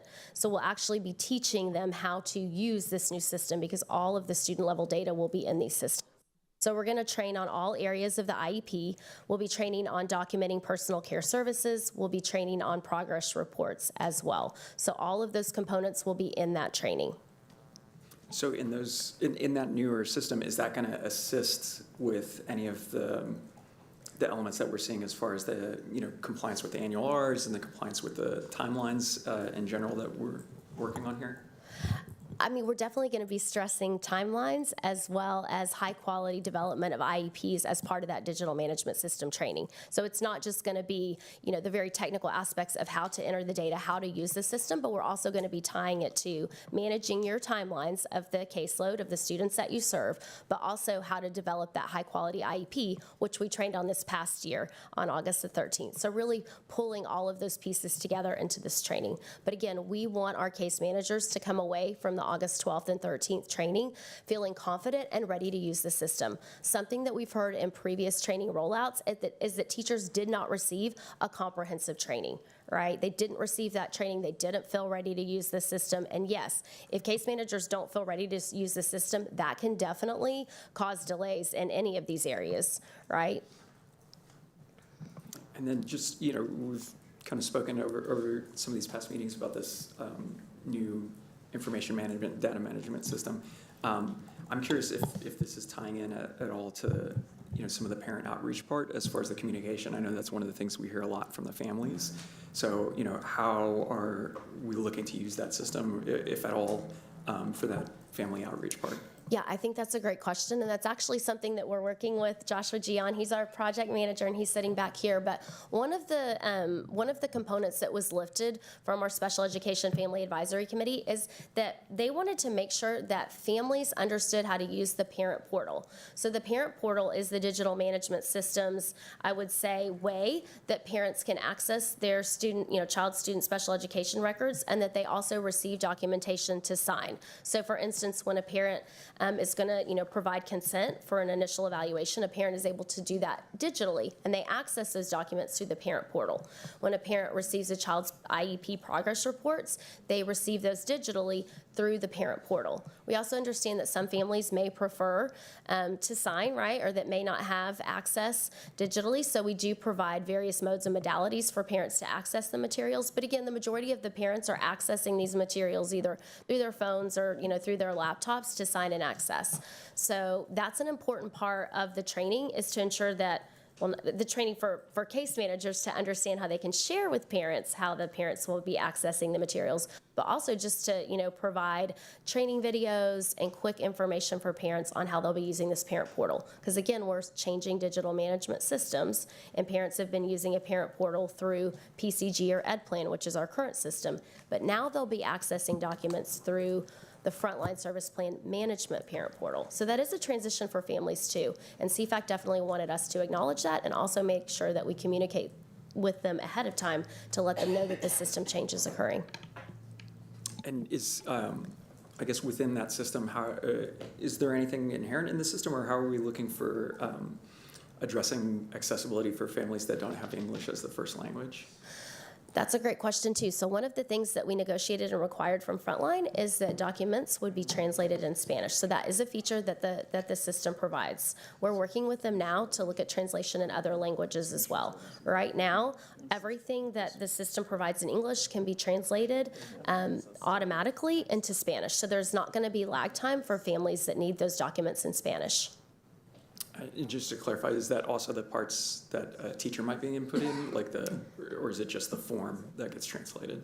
So it could be progress reports. It could be the notice and the consent that parents are provided when providing consent for evaluation for their child. It could be the IEP document itself. So everything in the IEP document, right? The progress, the goals, the services, the entire document will be translated as well for families.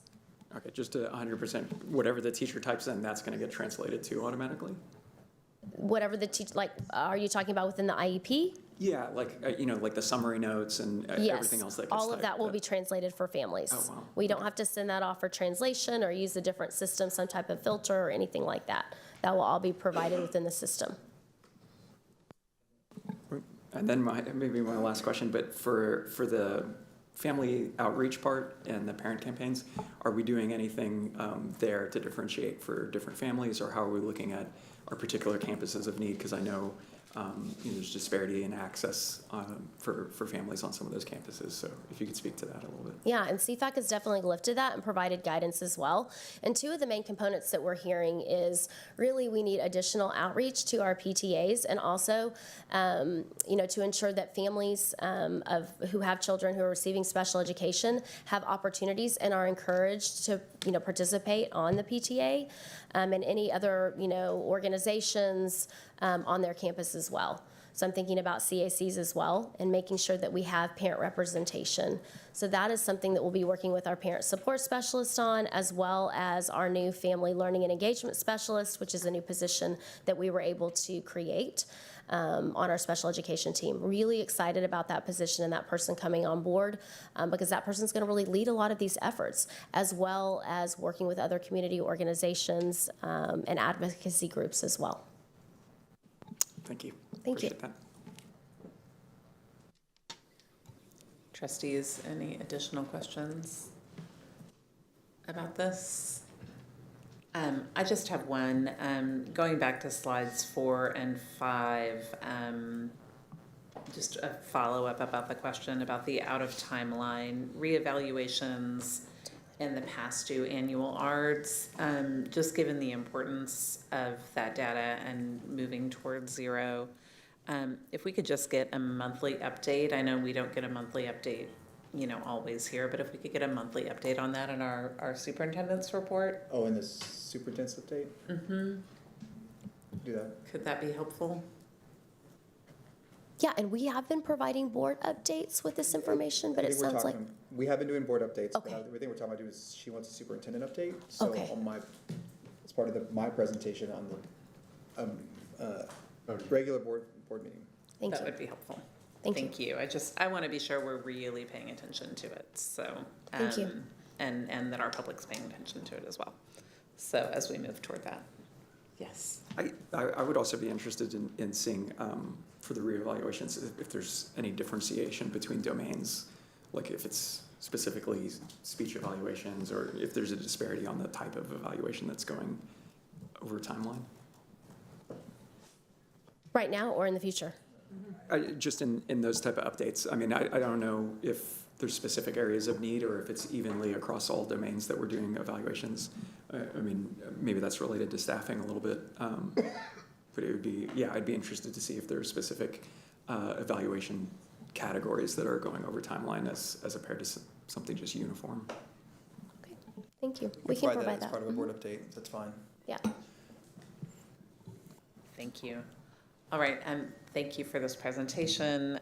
Trustees, thank you very much for the conversation about this as we continue to monitor. Our last information item tonight is an update about our district turnaround plans for Burnett, Webb, and Dobie, the TEA required turnaround plans. This item does not count toward our student outcome minutes. And before Superintendent Segura begins his presentation, I want to thank everyone who's been here tonight to make comment, everyone who's watching from home and being part of for the presentation and discussion. And as people who've been following our board know, we are required to balance the time we spend in board meetings between discussing student outcomes measured in our district scorecard with time spent on all other topics. And we have a lot of other topics right now with the budget, turnaround plan, school consolidations. And we learned yesterday that time we spent at our student outcomes focused budget workshop in February is not counting for our student outcome minutes, it's counting against our student outcome minutes. And as a result, we want to be especially careful about how we're spending our time as we discuss all of the important issues before the board. And what that means for our meeting tonight is that Superintendent Segura and his team will give an abbreviated update on this item tonight, and we'll provide a more in-depth video presentation that will be available on the Austin ISD website and on board docs as soon as possible. And we hope that you will watch it, send your questions and your input, and join us when we continue this conversation at a future meeting. We also encourage you to watch a special meeting about this important topic from Friday, May 2nd, that we held to share some important updates with our community.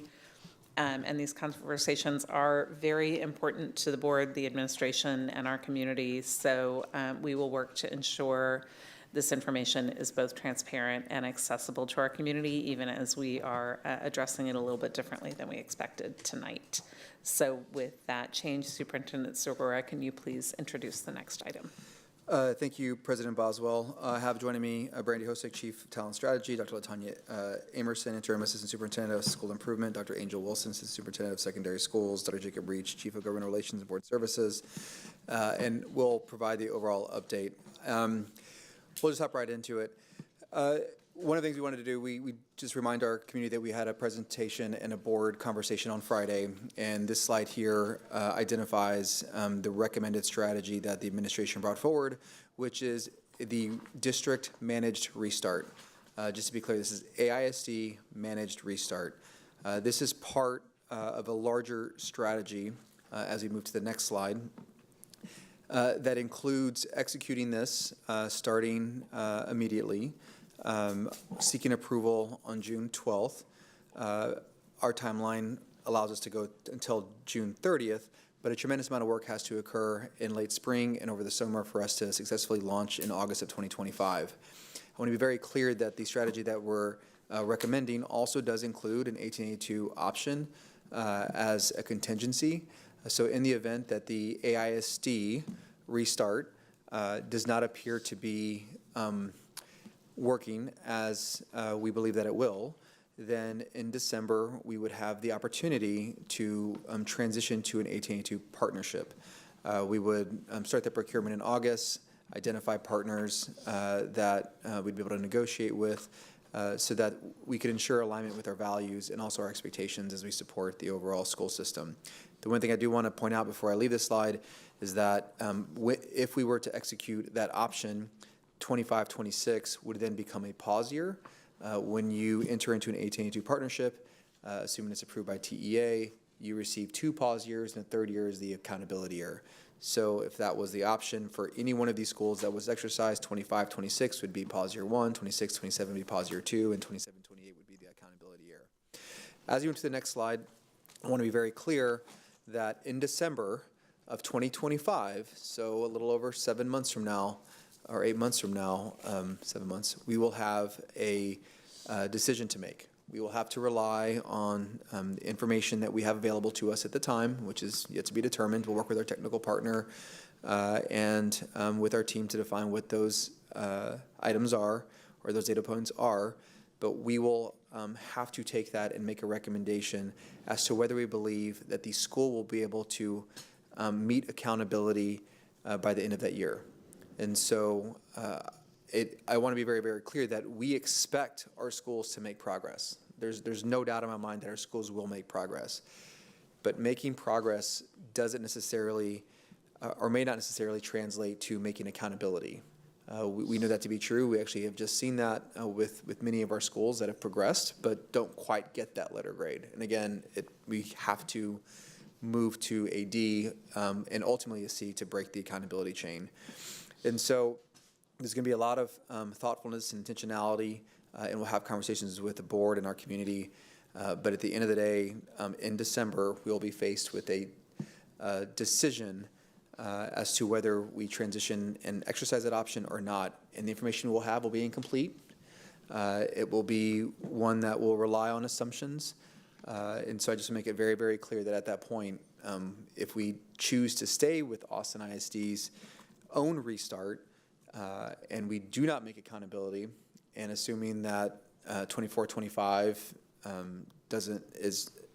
gets released, and 23-24 gets released, and 24-25 is an F and not a D or better, then 25-26, assuming we stay with the Austin ISD restart plan, would in fact be the 5th year. So just to be crystal clear that there's a lot that we'll have to consider at that moment.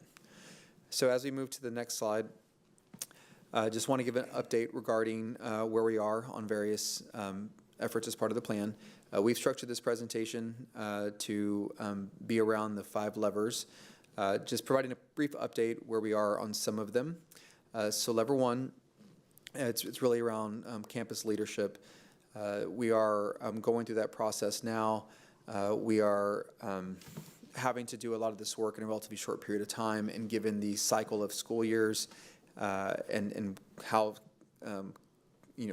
contracts close out for the end of a school year, and as the hiring process starts, a lot is occurring in a relatively short period of time, and we understand that that's frustrating, but we are unfortunately having to do all this in a fairly condensed period of time. Next slide. The strategic staffing is something that you've heard a little bit about from our callers and from us in the last presentation.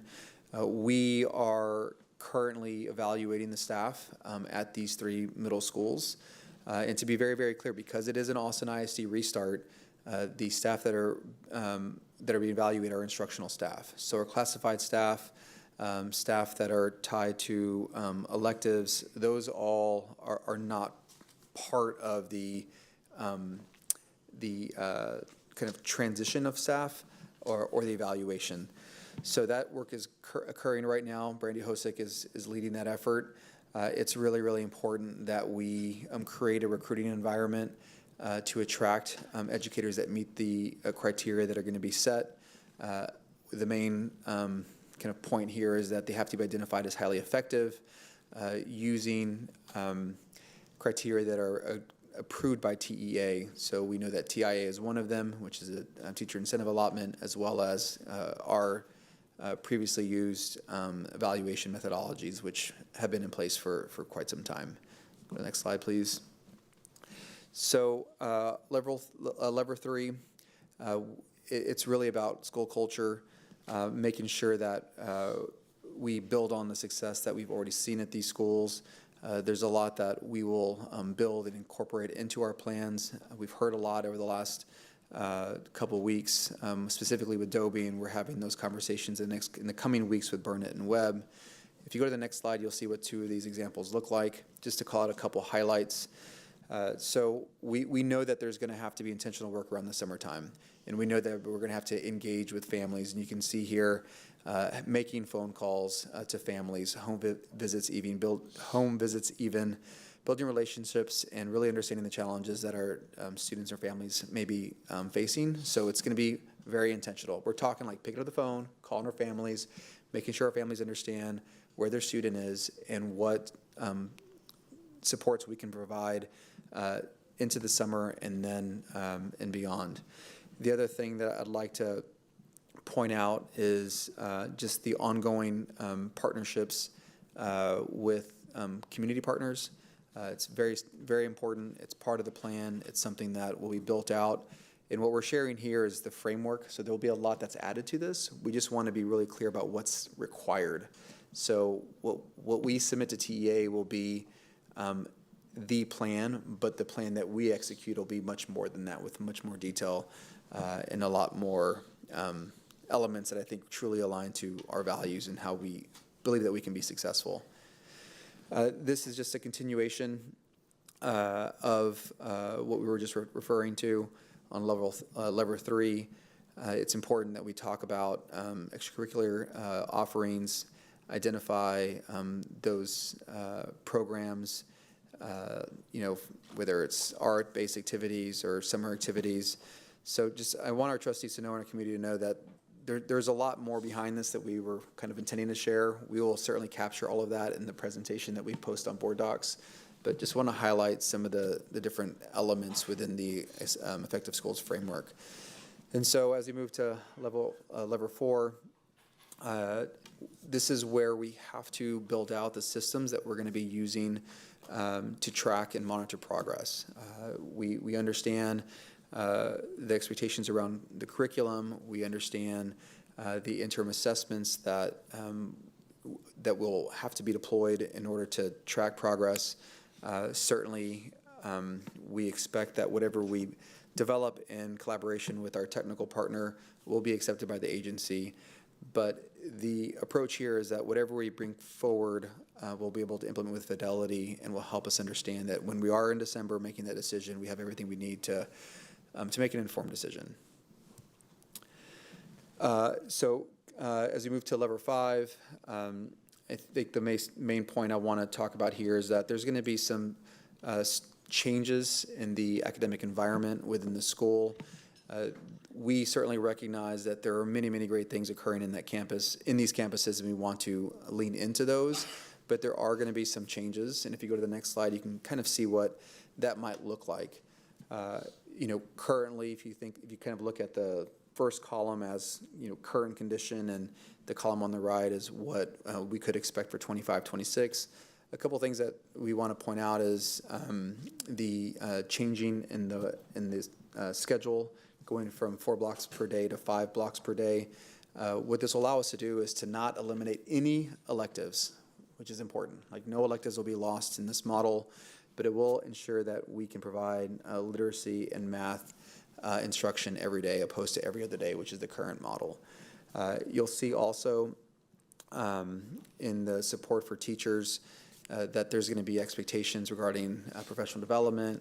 There'll be additional instructional coaches allocated, just a lot of different supports that we'll provide as part of the overall plan. Again, this is just highlighting the elements that will be built out, but ones that we know are going to be expected as we submit this to the agency. Go to the next slide. This has been shared a couple different times, but I wanted to condense it down to one graphic, just to share with our community kind of where we are in the process and what to expect.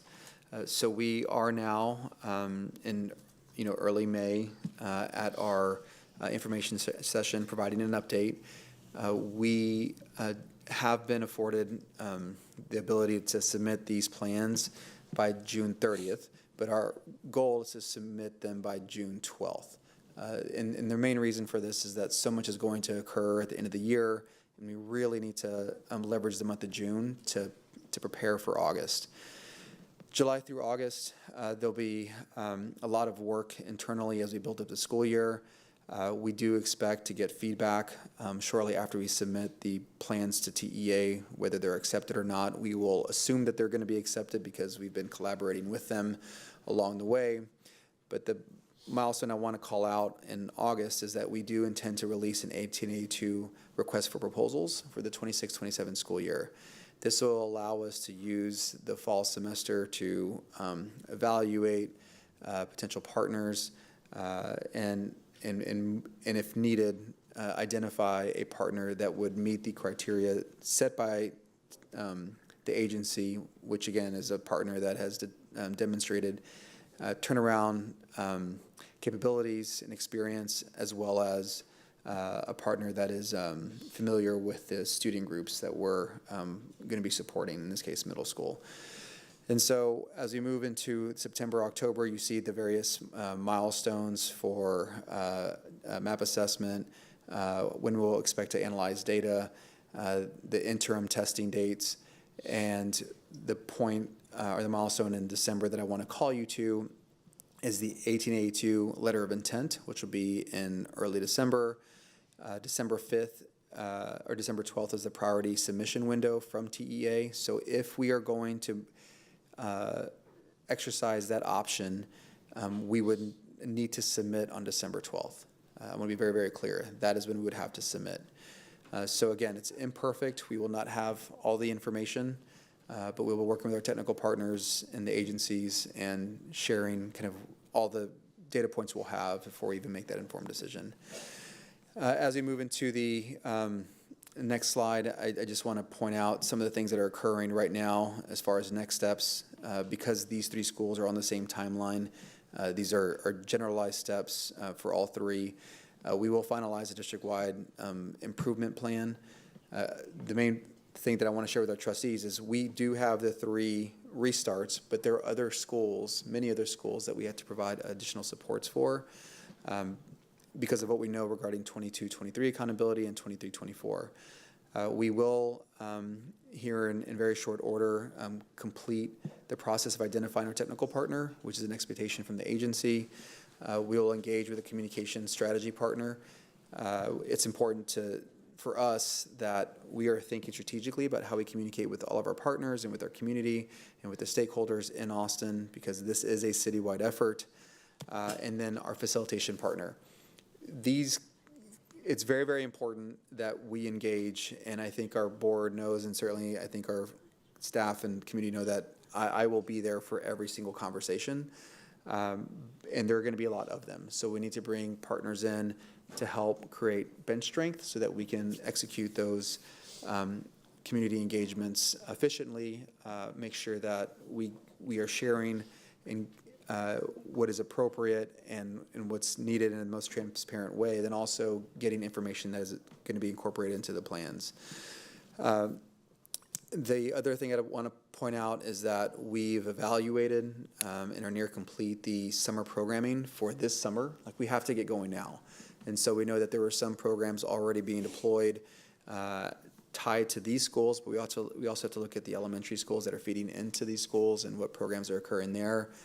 There were conversations over the last 2 days regarding what was previously being deployed versus what we are going to kind of be pivoting to. So the team can certainly speak to that, and we will in our larger video that we'll show later, I guess early next week or maybe even tomorrow. And then the last piece here is it is really, really important that every single department in this organization understand their role in this overall effort.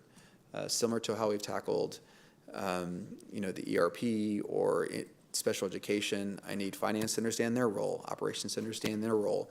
When it comes to restarts and improvement work, we don't need our campuses to worry about whether the work orders are going to be addressed. We don't need them to worry about all the many other things that our principals and staff have to negotiate on a daily basis. And so we have to be very strategic in how we take that burden off the local campus. Certainly, we don't have the ability to do it everywhere, but in the few instances where we know we have to be hyper-intentional, we can do that, and we expect that to be the case. So I know that was an abbreviated presentation. I apologize because of how brief it was. There is certainly a lot to share, but we're able to answer any questions, and we will be following up with a more robust video online that we'll post to board docs and then post on our website as well. Thank you.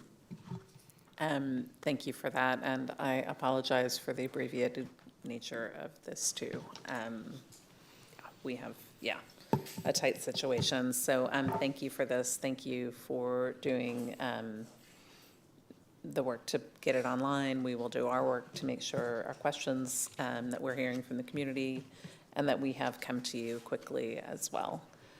So thank you for that, and I do appreciate the plan to create a turnaround website, page on our website with the individual campuses and just a general, because I know this is going to be a topic of a lot of interest to our community. So thank you for that.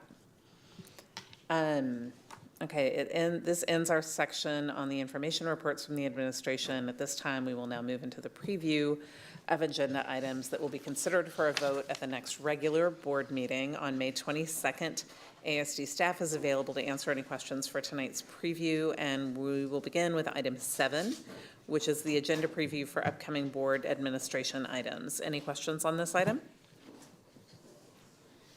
All right, next is section 8, business and finance. Any questions on that? Okay, next is 9, facilities. All right. Next section is 10, talent strategy. Any questions? All right, next section is 11, policy. Questions?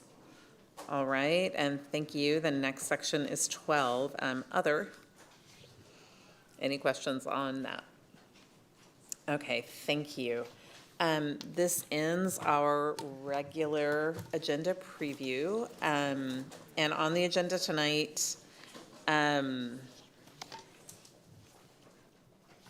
we are. Oh, yeah, I'm about to say that. Thank you. So we are going to we're going to recess the open meeting and go into executive session pursuant to Texas Government Code Sections 551.074, 551.072, 551.073, 551.087, 551.076, 551.0821, and 551.071. We had a board consolidation priorities retreat planned at the end of this meeting, and to avoid being out of balance on our student outcomes minutes, we will be postponing that item to a future meeting.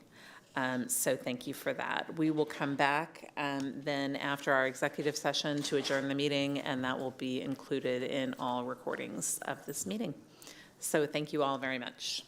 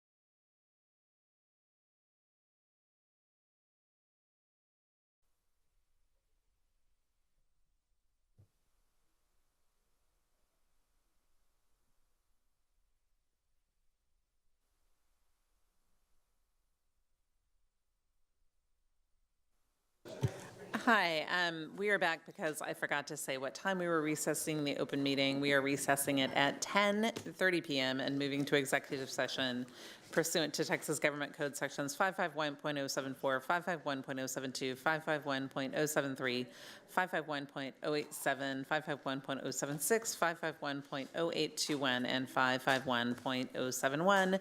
When we're finished with executive session, we will briefly return to formally adjourn the meeting, and the adjournment will be recorded and included in all replays of tonight's meeting. Thank you for joining us.